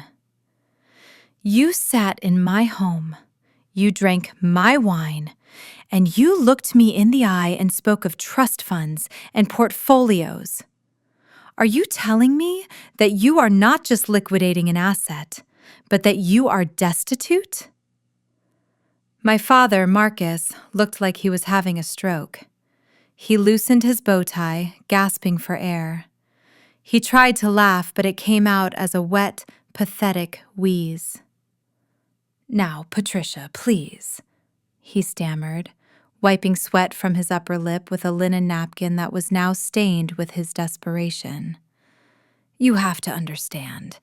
Nia She is very good with computers. She has always been jealous of Ebony." "This is obviously a fabrication. It is a Photoshop job, a prank. She is trying to sabotage the union because she is bitter about being single." My mother, Denise, latched onto this lie like a drowning woman grabbing a piece of driftwood. Yes, exactly!" she cried out, her voice shrill and piercing. "Oh, Patricia, you know how sibling rivalry can be. Nia has always been the black sheep. She created this fake document to embarrass us. We are perfectly solvent. The trust fund is real." I watched them spin their web, amazed at their stamina. Even when faced with hard evidence, their instinct was to deny, deflect, and demonize me. But Patricia Oldfield was not a fool. She was a woman who sat on the boards of 3 charities and managed the family estate. She knew what a foreclosure notice looked like. She walked around the table, her heels clicking ominously, until she was standing right over my father. "Do not insult my intelligence, Marcus," she hissed. "I know the difference between a forgery and a federal notice. I recognize the case number format, and I recognize the look of a man who is lying." She turned to Connor, who was sitting there with his mouth open, looking back and forth between the screen and his in-laws like a spectator at a tennis match. "Connor, check the public records on your phone, right now. Search the county clerk's database for the Jenkins property." My father reached out to stop him, shouting, "No!" But it was too late. Connor, for the first time, looked at his father-in-law with suspicion. He pulled out his phone. The room went silent again for 10 agonizing seconds. Then, Connor looked up, his face pale. "It is true, Mom," he whispered. "The list pendens was filed 3 months ago. The auction is set for Tuesday at 9 a.m.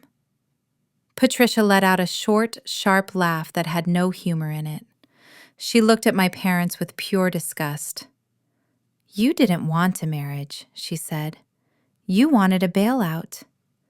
You have been parading around like royalty when you are nothing but beggars in rented tuxedos." My parents shrank into their chairs. The game was up. The financial lie was dead. But I wasn't done. I looked at the remote in my hand. I knew that losing the money was embarrassing, but what I was about to show next would turn that embarrassment into a criminal investigation. I looked at Ebony, who was trembling. I swiped the screen. The image of the foreclosure notice dissolved, fading into the next slide with a smooth, digital transition that felt violently out of place in the tense room. The new image was grainy, black and white, and undeniable. It was a scanned copy of a police incident report filed 2 years ago in Chicago. Beside it, I had enlarged the list of charges: identity theft, credit card fraud, and forgery. I walked closer to the television, my shadow casting a long silhouette over the table. "Patricia, you mentioned earlier how proud you were of Ebony's career in high finance. You said she had a knack for managing other people's money." I paused, letting the words hang in the air like smoke. "You were partially right. She is excellent at spending other people's money. She just usually forgets to ask for permission first." Ebony let out a strangled noise, half gasp, half sob. She tried to lunge for the remote on the sideboard, but I was faster. I stepped between her and the device, my body blocking her path. I pointed to the screen. "That is not a resume, Ebony. That is a rap sheet." I turned back to the Oldfields. "The police report you are looking at details a series of felonies committed against me. 2 years ago, my loving sister stole my Social Security number and opened 5 credit cards in my name. She racked up $82,000 in debt, buying designer handbags and vacations, ruining my credit score in the process. I didn't press charges because my parents begged me not to. They said it would ruin her future. So, I paid every cent of it to keep her out of jail." Patricia looked at the screen, reading the details. Her face was no longer red. It was a ghost white. She looked at Ebony with a mixture of horror and realization. The pieces were falling into place. The vague job description, the lack of verifiable work history, the constant need for loans. "But she told us she worked for a boutique firm in the city," Connor whispered, his voice trembling. "She said she managed a private equity portfolio." I looked at my brother-in-law with genuine pity. "Connor, the only thing Ebony manages is a scheme. She doesn't have a job. She hasn't had a job in 4 years. The office she goes to? It is a coffee shop where she scrolls through Instagram and looks for new ways to spend money she doesn't have. She isn't a financial expert. She is a professional liability. I took a step toward him. He looked like a man waking up from a long, beautiful dream into a nightmare. I lowered my voice, making it personal. You need to wake up, Connor. If she was willing to steal the identity of the sister who raised her, what do you think she is doing to you? You have given her access to your accounts. You added her to your credit cards. You think you are building a life with a partner, but you are just her new host. I nodded toward his jacket draped over the back of his chair. If I were you, I would check your wallet right now. Check your recent transactions. Because I guarantee you, the honeymoon money isn't sitting in a savings account. It is probably already on her wrist or hidden in an offshore account. Connor stared at me, then slowly turned his head to look at Ebony. She was weeping now, mascara running down her face, mumbling that I was a liar, that I was jealous. But she didn't deny the police report. She couldn't. The case number was right there in black and white. Connor reached for his jacket. His hand was shaking as he pulled out his phone to check his banking app. The room held its breath. I watched Ebony's face crumble. She knew what he was going to find. But I wasn't finished. I had one more slide. The slide that would burn the bridge permanently. Connor was still staring at his phone, his face gray as he looked at the transaction history that confirmed my previous warnings, but I didn't give him time to process the theft. I had one final nail to drive into the coffin of this marriage. I swiped the screen on my phone one last time. The grainy police report dissolved, replaced by a scanned medical document with a blue seal from the Mexican Ministry of Health. It was a discharge summary from the Santa Maria Clinic in Tijuana, dated 3 years ago. I walked over to the television and pointed to the line labeled Procedimiento. The words bilateral tubal ligation were typed clearly in the center of the page. I turned to look at the room.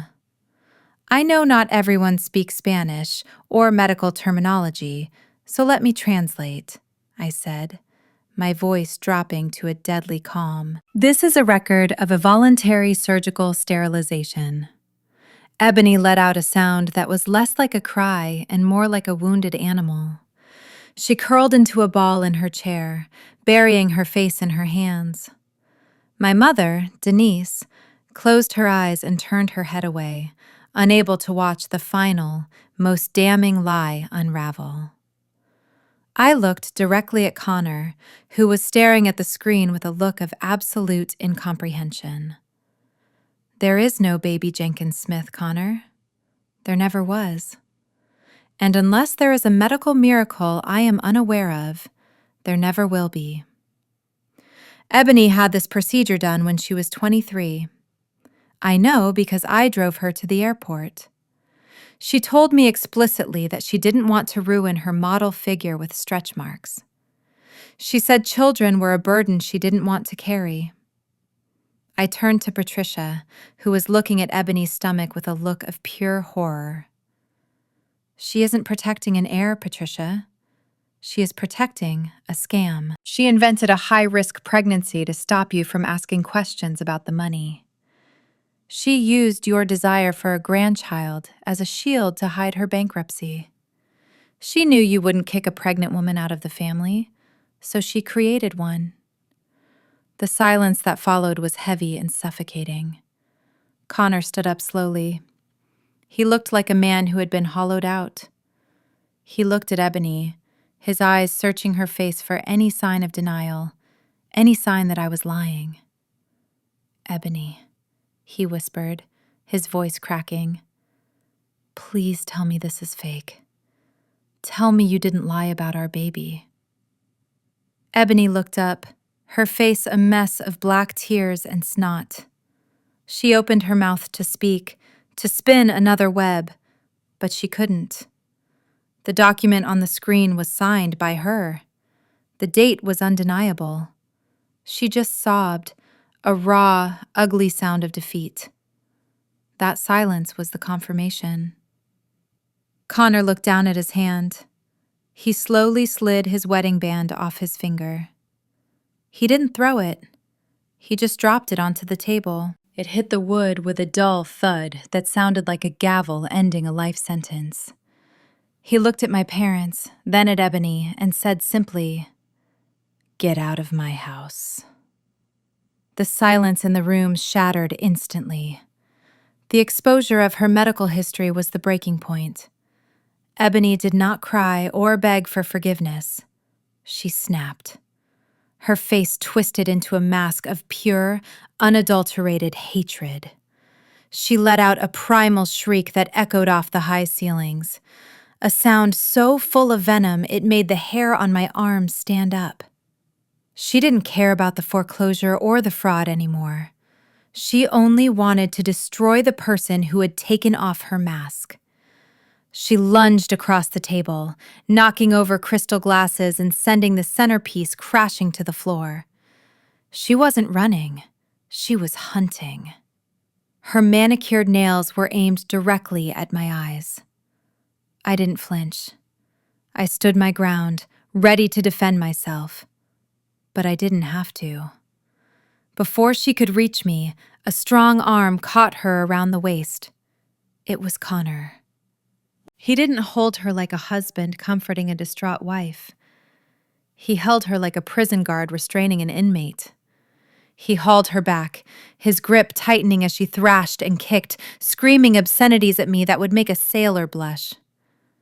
Connor dragged her away from me, spinning her around so she was forced to look at him. "Stop it!" he roared, his voice booming with a command I had never heard from him before. Ebony froze, panting heavily, her chest heaving against his. The room was deadly quiet again, save for the sound of jagged breathing. Connor looked down at her, but there was no love left in his eyes. There was only confusion and a dawning, horrifying realization. He was holding her close, his hands pressed against her midsection to keep her steady. He frowned, looking down at his hands. He pressed his fingers into her stomach. Then he pressed harder. A look of absolute revulsion washed over his face. Human flesh gives way and bounces back. It is warm, it is firm, but what Connor felt under his hands did not feel like skin or muscle. It felt like memory foam. He stepped back as if he had been burned, releasing her so abruptly she stumbled. He reached out with a trembling hand and, before she could slap it away, he yanked up the hem of her cashmere sweater. There was no skin. There was a peach-colored, silicone prosthetic strapped around her waist with Velcro. It was a high-end prop, the kind actresses use in movies, designed to mimic a 3-month bump. The gasp from Patricia was audible. My mother buried her face in her hands, unable to witness the shame. Connor stared at the foam contraption, his eyes wide and watery. He looked at Ebony not as his wife, not as the woman he loved, but as a total stranger. He looked at her like she was a monster. "You are wearing a costume," he whispered, his voice shaking with disgust. "You are wearing a costume of our child." Ebony tried to pull her sweater down, her hands shaking, trying to cover the plastic lie. "Connor, wait, let me explain," she stammered, her voice small and pathetic. "Don't you dare speak to me," Connor spat. He backed away from her, wiping his hands on his pants as if he were trying to clean off a contagion. "You didn't just lie about money. You played with my soul. You let me talk to that stomach. You let me name it, and it was just a piece of plastic." He looked at me, then back at the woman he had married less than 24 hours ago. He pointed at the door. "Get out. Get out of my house before I throw you out." The sound of Connor's voice ordering his wife out of the house hung in the air like smoke after an explosion. For a heartbeat, the room was still. I expected my parents to rush to Ebony's side. I expected them to defend their daughter, to plead for mercy, or at least to help her up from where she had stumbled against the sideboard. After all, they were the ones who had pushed her into this charade. They were the ones who needed the foreclosure money. But I had forgotten the cardinal rule of the Jenkins family. Self-preservation is the only religion. My father, Marcus, looked at Connor's furious face, then at Patricia's icy stare. He did the math in his head instantly. The marriage was dead. The money was gone. The only thing left to save was their own skin. He didn't step toward Ebony. He stepped away from her, creating a physical distance that spoke volumes. Denise, my mother, was faster. She saw the disgust in Patricia's eyes and decided she needed to mirror it to survive. She walked over to Ebony, who was trembling, clutching the hem of her sweater over the silicone stomach. Ebony looked up at our mother, her eyes wide and wet, reaching out a hand for comfort. She whispered, "Mama, please." Denise didn't take her hand. She pulled her arm back and delivered a sharp, stinging slap across Ebony's face. The sound was sickening, a wet crack that made Connor flinch. Ebony's head snapped to the side, her hand flying to her cheek in shock. She stared at our mother, unable to process the betrayal. "You stupid, greedy girl!" Denise screamed, her voice shrill and performative. She turned to face Patricia and Connor, clasping her hands over her heart. "Oh, Patricia, you have to believe us. We had no idea it had gone this far. We told her to stop. We begged her to be honest with Connor." Ebony's mouth dropped open. "You what?" she gasped, tears streaming down her face. "You told me to do it. You drove me to the clinic. You bought the prosthetic online with Dad's credit card. Liar!" my father shouted, jumping into the fray to back up my mother's narrative. He pointed a shaking finger at Ebony. "Don't you dare drag us into your sickness. We knew you were padding your resume, yes, and we were ashamed. But we had no idea about the fake pregnancy. That is perverse, Ebony. You are sick." We only played along with the money talk because we were afraid of what you would do to yourself if we didn't. We were hostages to her instability, Connor. You have to understand. We are victims here too. I watched them, feeling a wave of nausea roll through my stomach that had nothing to do with food. It was a masterclass in gaslighting. They were cannibalizing their own child to save face. They saw the ship sinking, and instead of helping her bail water, they were drowning her to use her body as a raft. They were throwing her to the wolves, hoping the Oldfields would be too busy devouring her to notice that they were the ones who set the table. Ebony stood there, holding her cheek, looking from her mother to her father. The realization hit her harder than the slap. She had destroyed her integrity, committed felonies, and humiliated herself on a global scale to buy them a house and keep them in luxury. And in the end, they didn't love her. They just used her. She was just another maxed-out credit card to them. And now that she was declined, they were cutting her up. The look in her eyes wasn't sadness anymore. It was the hollow, dead look of someone who realizes they are completely and utterly alone in the world. The screaming match between my mother and Ebony was cut short by a sound sharper than breaking glass. Patricia Oldfield did not scream. She simply clapped her hands once. It wasn't applause. It was a command for silence that carried the weight of a judge slamming a gavel. The room fell instantly quiet, save for Ebony's ragged breathing. Patricia looked at my parents, who were panting from their theatrical performance, with an expression of absolute, unvarnished revulsion. She didn't buy their act. She looked at them like they were something she had stepped in on the sidewalk. "Save your breath, Marcus," she said, her voice dropping to a terrifyingly low register. "Do not insult me by pretending you are victims. I have watched you enable this circus for months. You are not hostages.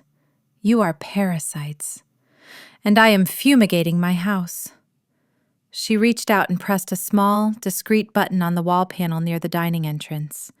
Almost immediately, the heavy double doors swung open. Edwards, the head of the estate security team, stepped in, flanked by 3 large men in dark suits. They didn't look like the rental guards from the wedding.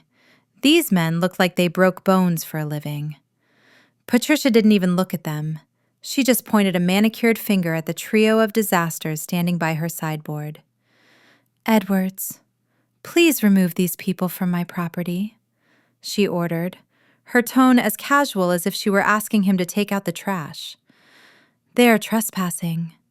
If they resist, or if they ever set foot near this gate again, call the sheriff and have them arrested for fraud."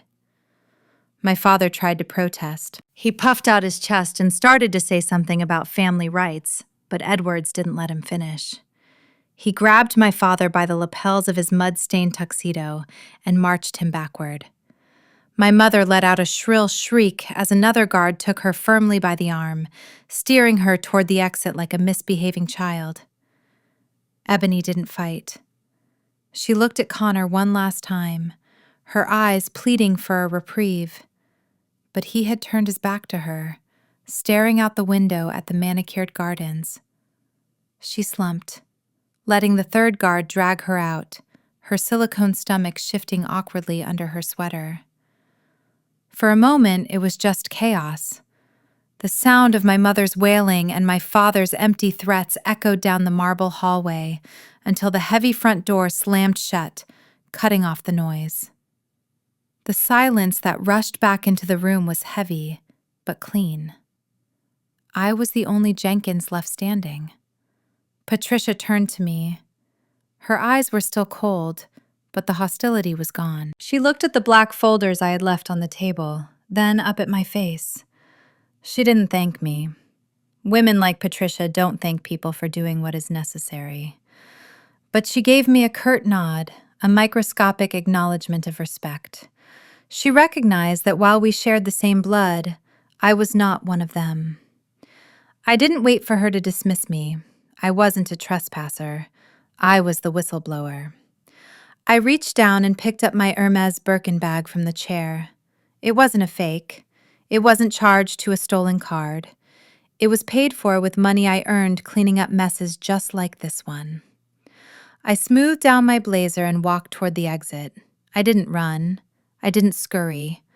I walked, with the rhythmic, confident click of my heels echoing on the marble. When I stepped out onto the massive stone porch, the sun was shining.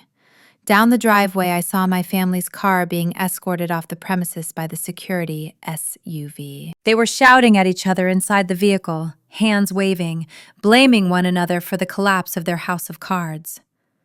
I walked past the drama, straight to my Porsche. I unlocked the door, slid into the leather seat, and put on my sunglasses. I didn't look back at the mansion. I didn't look back at the family that had tried to consume me. I shifted into gear and drove toward the gate. For the first time in my life, I wasn't just driving away. I was moving on. It has been exactly 30 days since the brunch at the Oldfield estate ended in a security escort.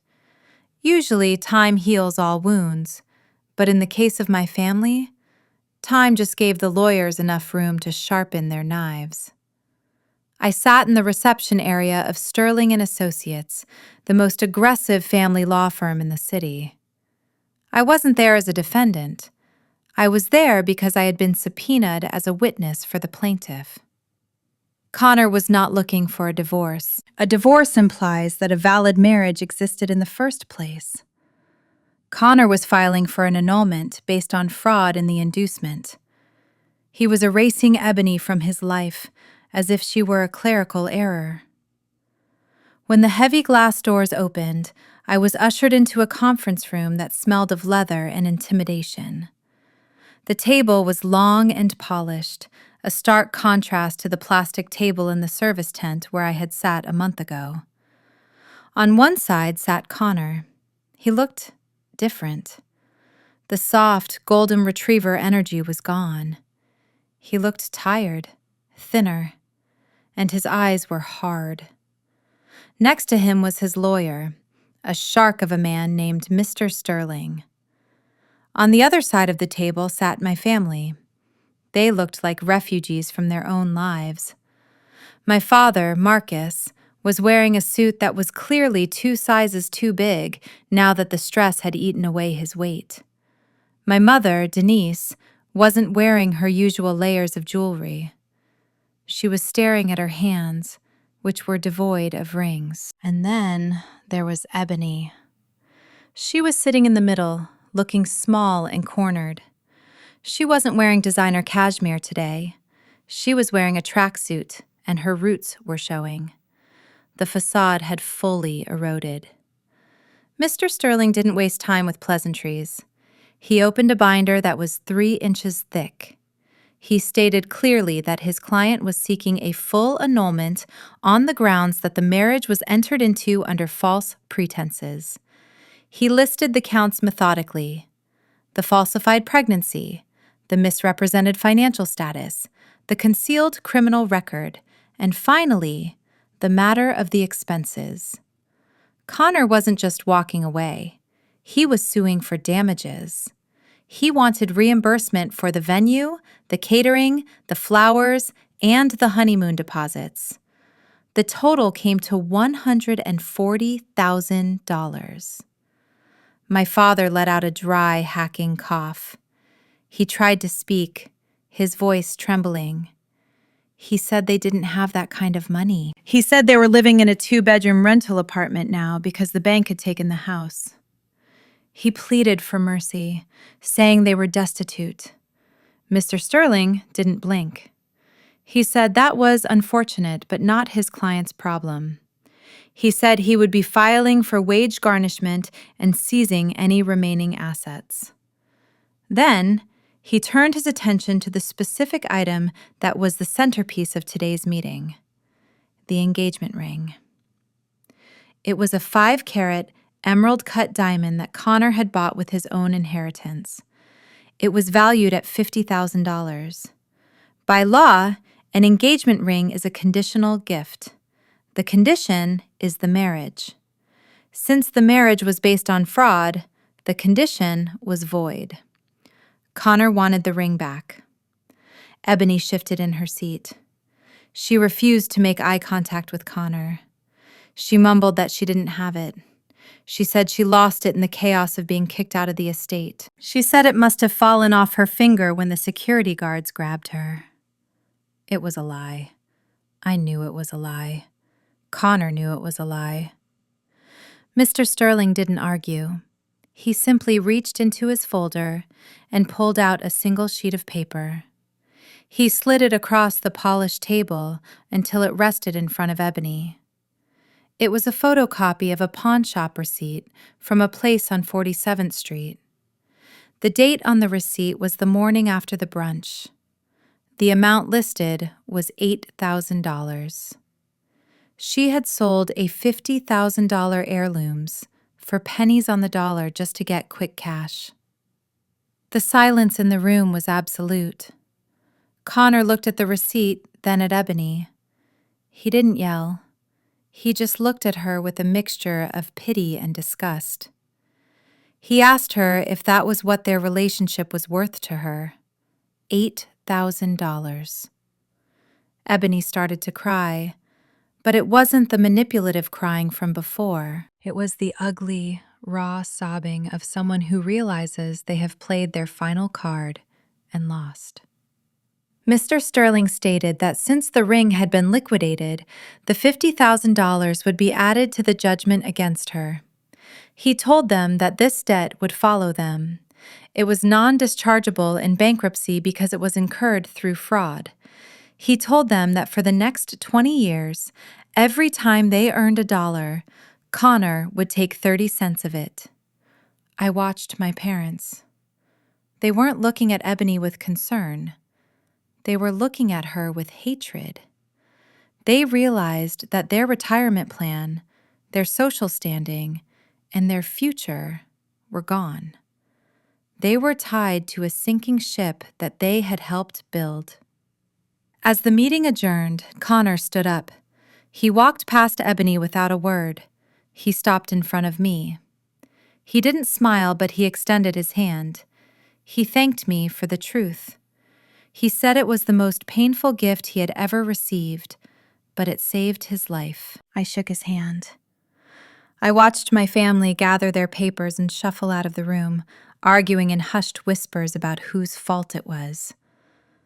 I realized then that I didn't hate them anymore. You can't hate something that is already broken.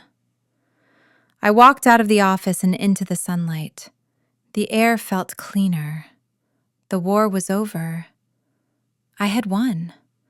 Not by fighting, but by simply turning on the lights. The sheriff's deputies arrived at the house on Oak Creek Drive at 9 a.m. on a Tuesday. It was poetic timing.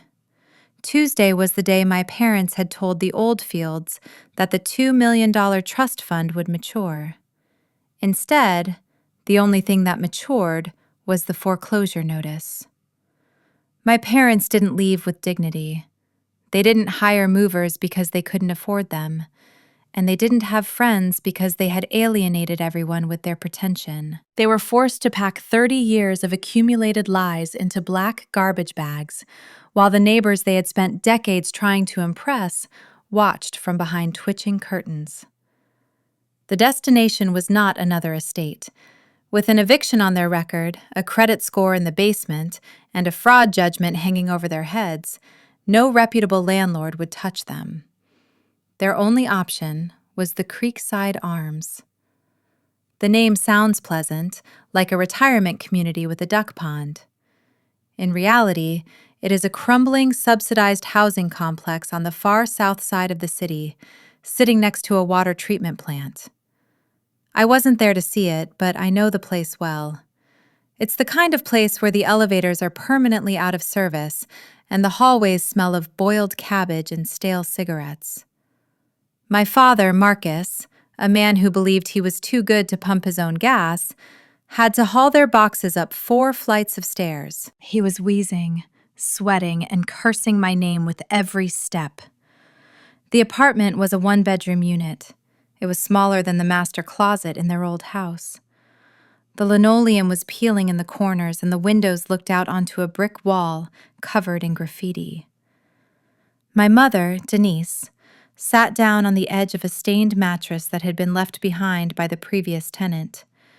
She looked around the room, waiting for the nightmare to end, waiting for someone to yell "cut" so she could go back to her real life. But there were no cameras. This was the new reality. For the first time in their lives, the silence was terrifying. There was no hum of the wine fridge, no sound of the gardener blowing leaves, just the sound of a siren wailing in the distance and the drip, drip, drip of a leaking faucet that the landlord had no intention of fixing. Naturally, their first instinct was not introspection. It was blame. My father paced the small room, kicking at the garbage bags. He ranted about how I was an ungrateful traitor. He convinced himself that I had orchestrated this entire downfall just to spite him. He looked at my mother and gave the order he had given 1,000 times before. He told her to call me. He told her to turn on the waterworks. He wanted her to call me and say that he was having chest pains. He wanted her to say they were starving. He was convinced that if they applied enough pressure, I would crack. I always had before. I was the responsible one, the fixer. He figured I was sitting in my penthouse, drowning in guilt, just waiting for the opportunity to write a check and save them from the consequences of their own actions. Denise wiped her eyes, put on her best victim voice, and dialed my number. She put it on speakerphone so Marcus could hear me apologize. But she didn't hear a ringtone. She didn't hear my voice. "The number you have reached is not accepting calls from this number," the automated operator said, her voice cool and indifferent. "Please check the number and try again." Denise frowned, confused. She ended the call and dialed again. The same robotic rejection followed. She tried texting. The message bubble turned green, hung in the ether for a second, and then failed to deliver. She looked up at Marcus, the blood draining from her face. She whispered that the call wasn't going through. Marcus snatched the phone from her hand, his face turning a deep shade of purple. He dialed from his own phone. Same result. He tried calling from Ebony's phone, which was currently sitting on a cardboard box because she was curled up in the corner, catatonic with shock. Same result. They realized then that it wasn't a glitch. I hadn't just ignored them. I had erased them. I had changed my number. I had blocked their emails. I had instructed the security at my building to turn them away on sight. The bridge wasn't just burned. I had demolished the foundations. My father threw the phone across the room. It hit the thin drywall, leaving a dent. He screamed until his voice gave out, cursing the daughter who had finally learned to say no. But his screams didn't matter anymore. They were just noise in a noisy apartment complex. They were trapped in a prison of their own making, with no one left to manipulate, no one left to steal from, and no audience left to watch their performance. The ATM was closed. The fixer had retired. And as the sun went down over the industrial park outside their window, the darkness in that room was absolute. The fluorescent lights of the Waffle House on I-95 do not flatter anyone, especially at 3 a.m. For Ebony Jenkins, who used to spend 3 hours contouring her face before leaving the house, the harsh white glare was a nightly torture. She was no longer wearing cashmere or silk. She was wearing a polyester uniform that was 2 sizes too big, stained with grease and smelling of stale maple syrup. Her name tag, which hung crookedly on her chest, didn't say fashion stylist or hedge fund manager. It just said Ebony, and underneath in smaller letters, it said trainee. She wiped down the sticky counter with a gray rag, her movements sluggish and resentful. Her feet, shoved into ugly black non-slip shoes, throbbed with a dull, aching pain. She wasn't used to standing for 8 hours. She was used to sitting in brunch spots and getting pedicures. Now her expensive acrylic nails were gone, replaced by short, chipped nubbins because the health code didn't allow fake nails around the food. Every time she scrubbed a dried piece of egg off a table, she felt a little piece of her soul die. The bell above the door chimed, signaling a new group of customers. Ebony didn't look up immediately. She just sighed, grabbed the sticky menus, and walked over to the booth by the window. It was a group of 4 girls, probably college students, dressed in club clothes. They were loud, laughing and scrolling through their phones, smelling of cheap perfume and vodka. Ebony hated them instantly. They were everything she used to be. She slapped the menus down on the table. "Welcome to Waffle House," she muttered, not bothering to fake a smile. "What can I get you?" One of the girls looked up, annoyed by the lack of service. She opened her mouth to make a snarky comment, But then she froze. She squinted at Ebony, tilting her head to the side. Her eyes widened. She nudged her friend next to her and whispered something. The friend looked up. Then the third girl looked. Suddenly, the table went quiet. The air shifted from drunken hunger to malicious excitement.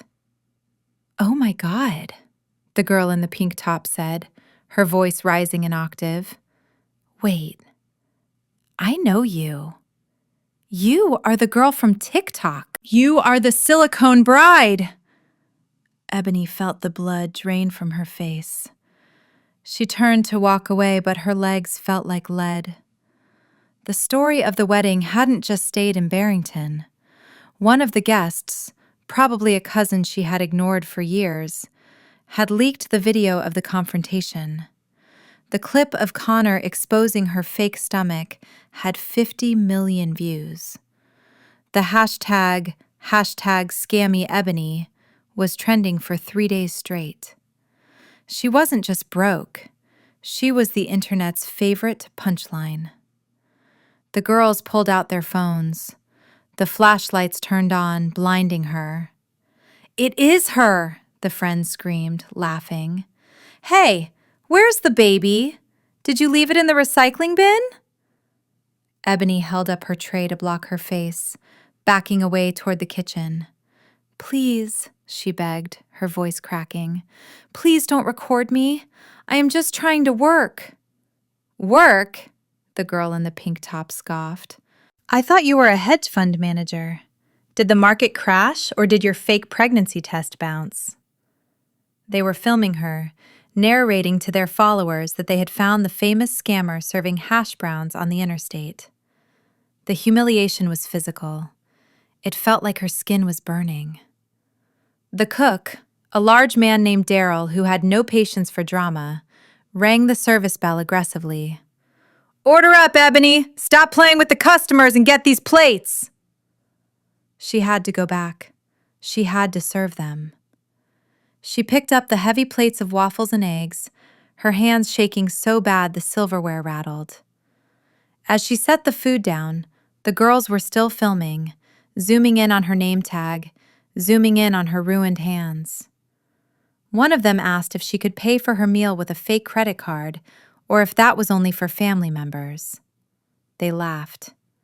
It was a cruel, hyena-like sound that echoed off the tile walls. Ebony retreated to the dish pit in the back, leaning against the metal sink, trying to catch her breath. She wanted to quit. She wanted to walk out the back door and never come back. But she couldn't. Every Tuesday, her paycheck was deposited, and every Wednesday, 30% of it was automatically garnished and sent to the law offices of Sterling and Associates. Connor was taking his money back, one minimum wage hour at a time. The judge had been very clear. If she missed a payment, she would be in contempt of court. She pulled her pay stub out of her apron pocket. It was crumpled and stained with coffee. She looked at the numbers. After taxes, after the garnishment, and after the uniform fee, she had made $200 for a week of hell. It wasn't enough to buy a bottle of the perfume she used to wear. It was barely enough to pay for the shared room she was renting in a basement apartment.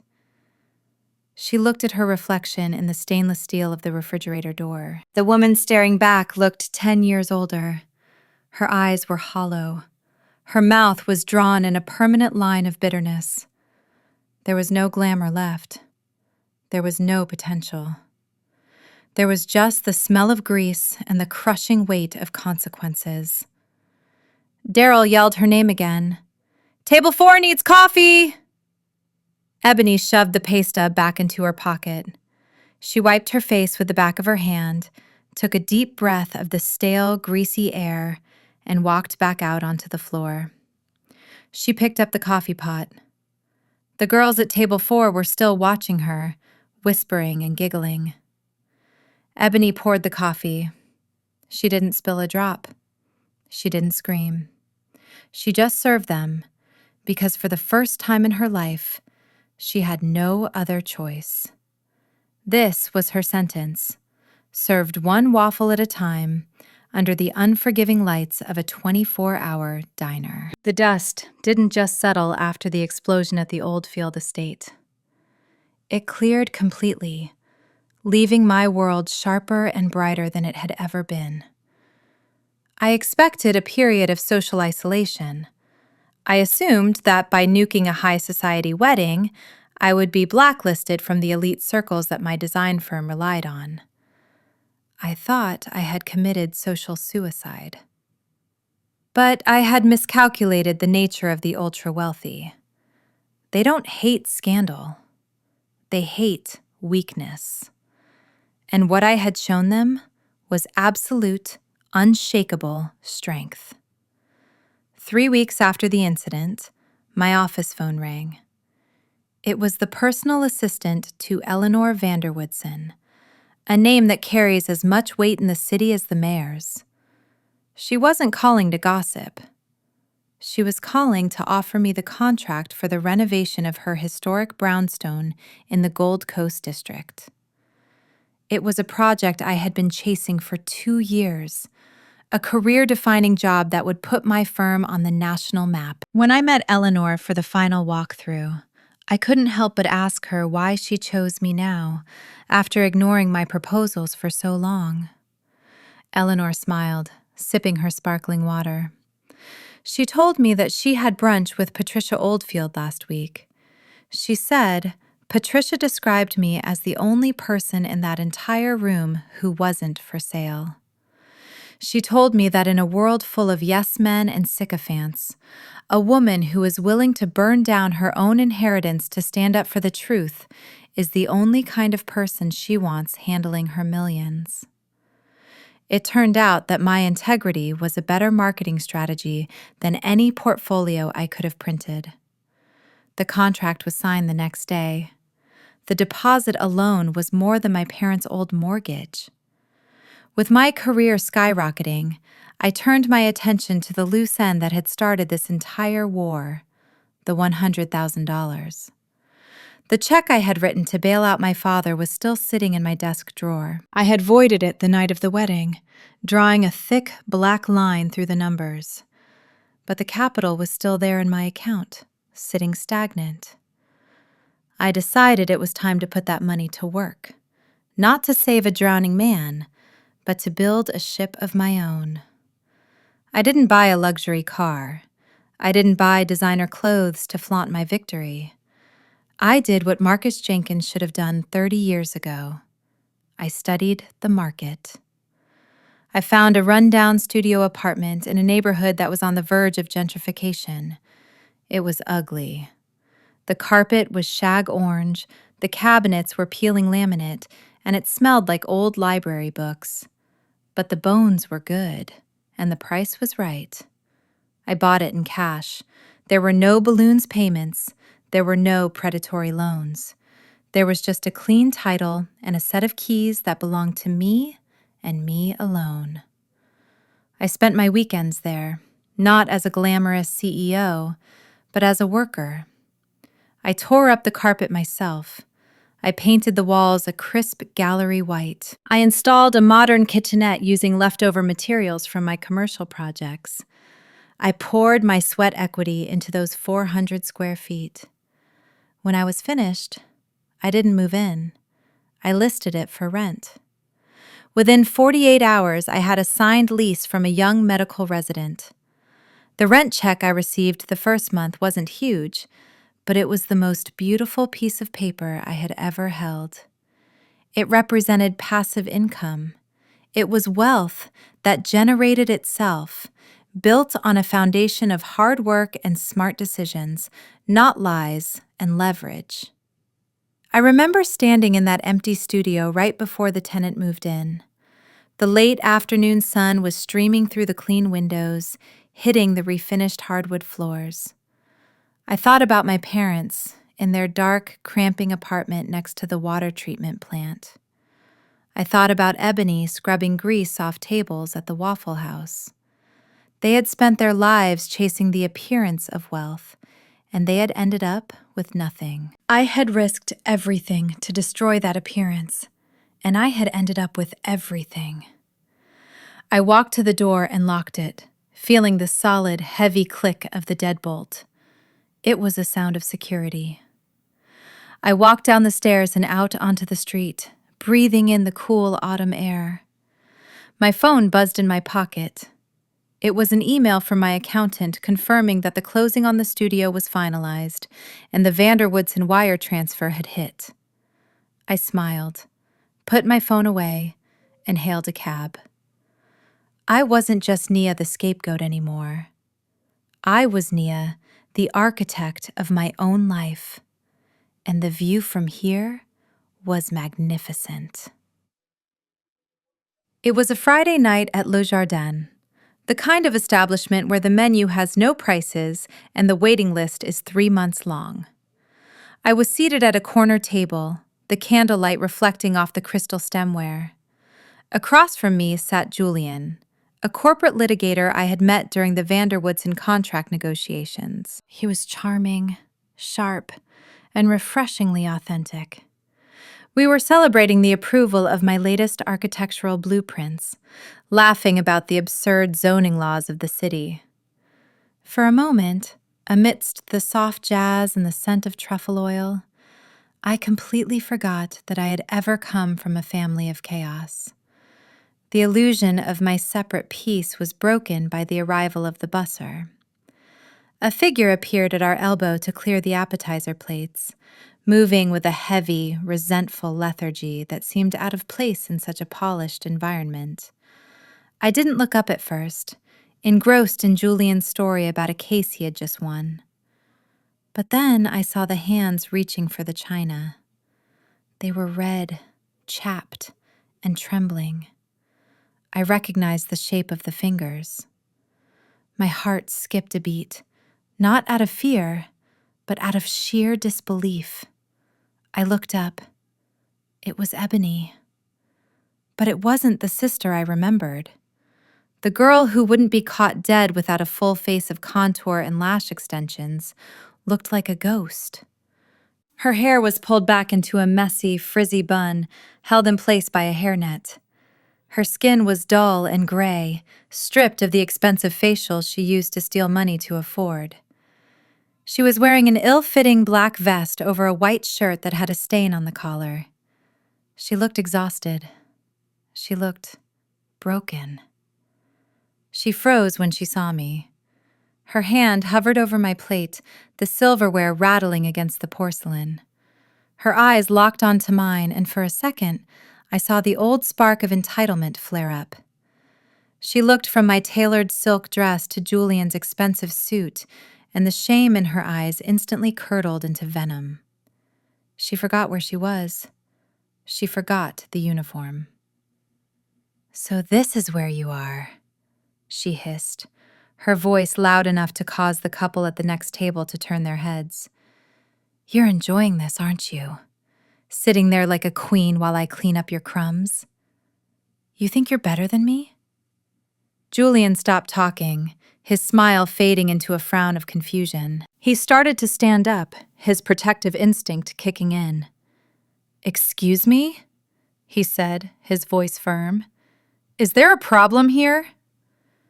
Ebony opened her mouth to scream, to make a scene, to spill the vitriol that had been poisoning her for weeks. She wanted to ruin my night, just like I had ruined her fantasy.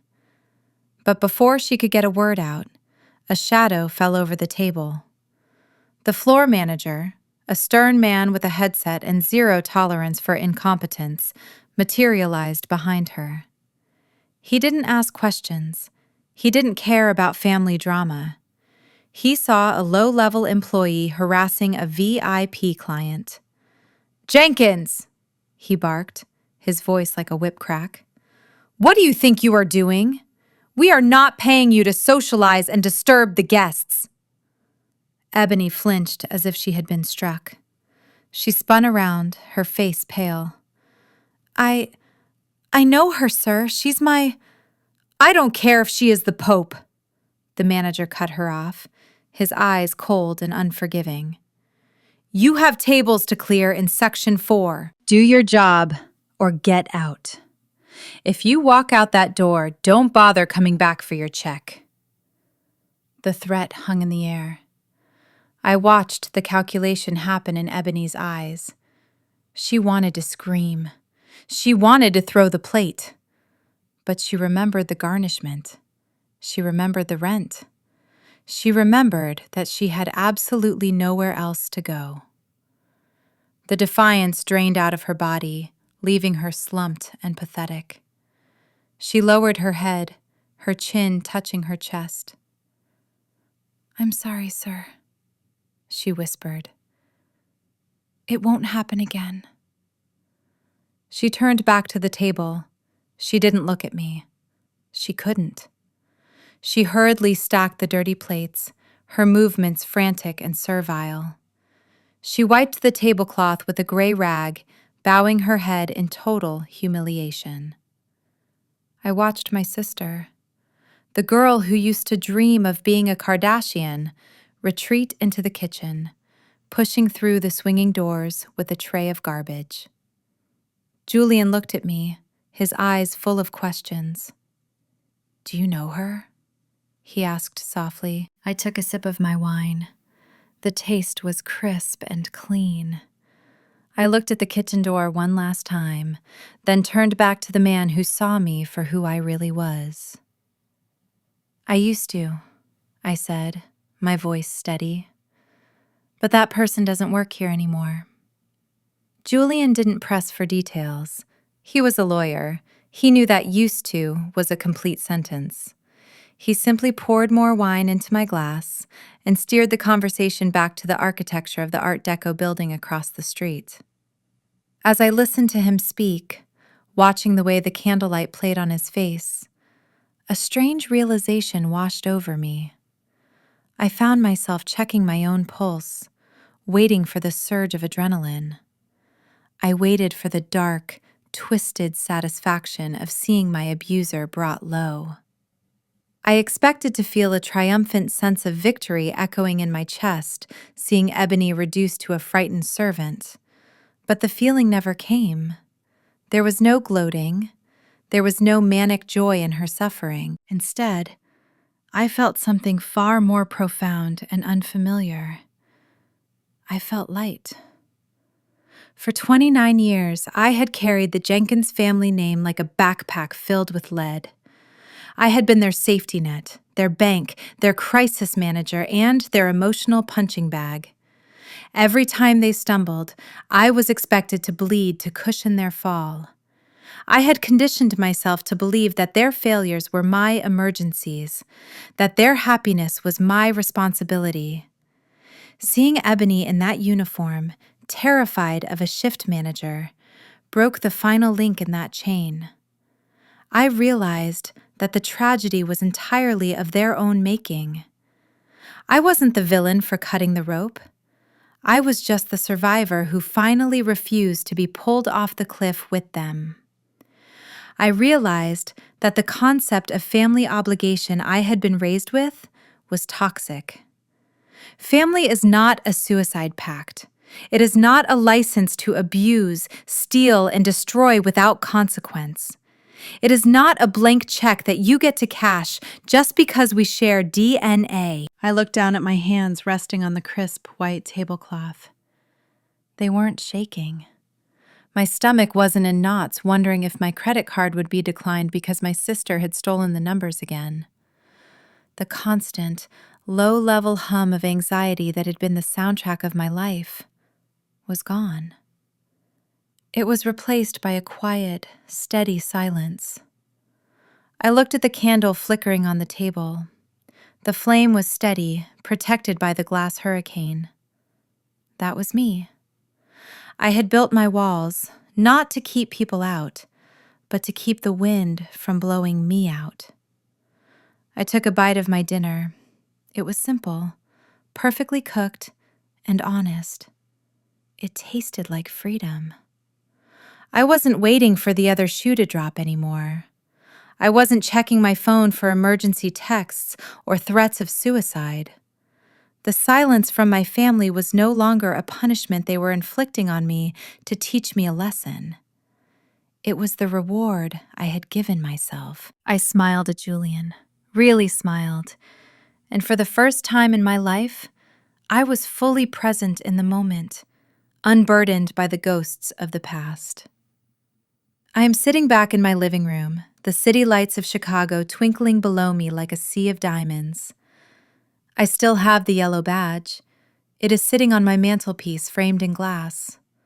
For a long time, looking at that piece of cheap plastic made me feel shame. It made me feel rejected, like I was the disposal bin for my family's failures. But now, when I look at it, I see something completely different. I see a ticket to freedom. If I had given them that check, nothing would have changed. The warehouse would still be gone, Ebony would still be living a lie, and I would be $100,000 poorer and infinitely more miserable. They didn't want a daughter. They wanted a lifeline. And by cutting that line, I forced them to finally face the reality they had been running from for decades. They are struggling now, yes.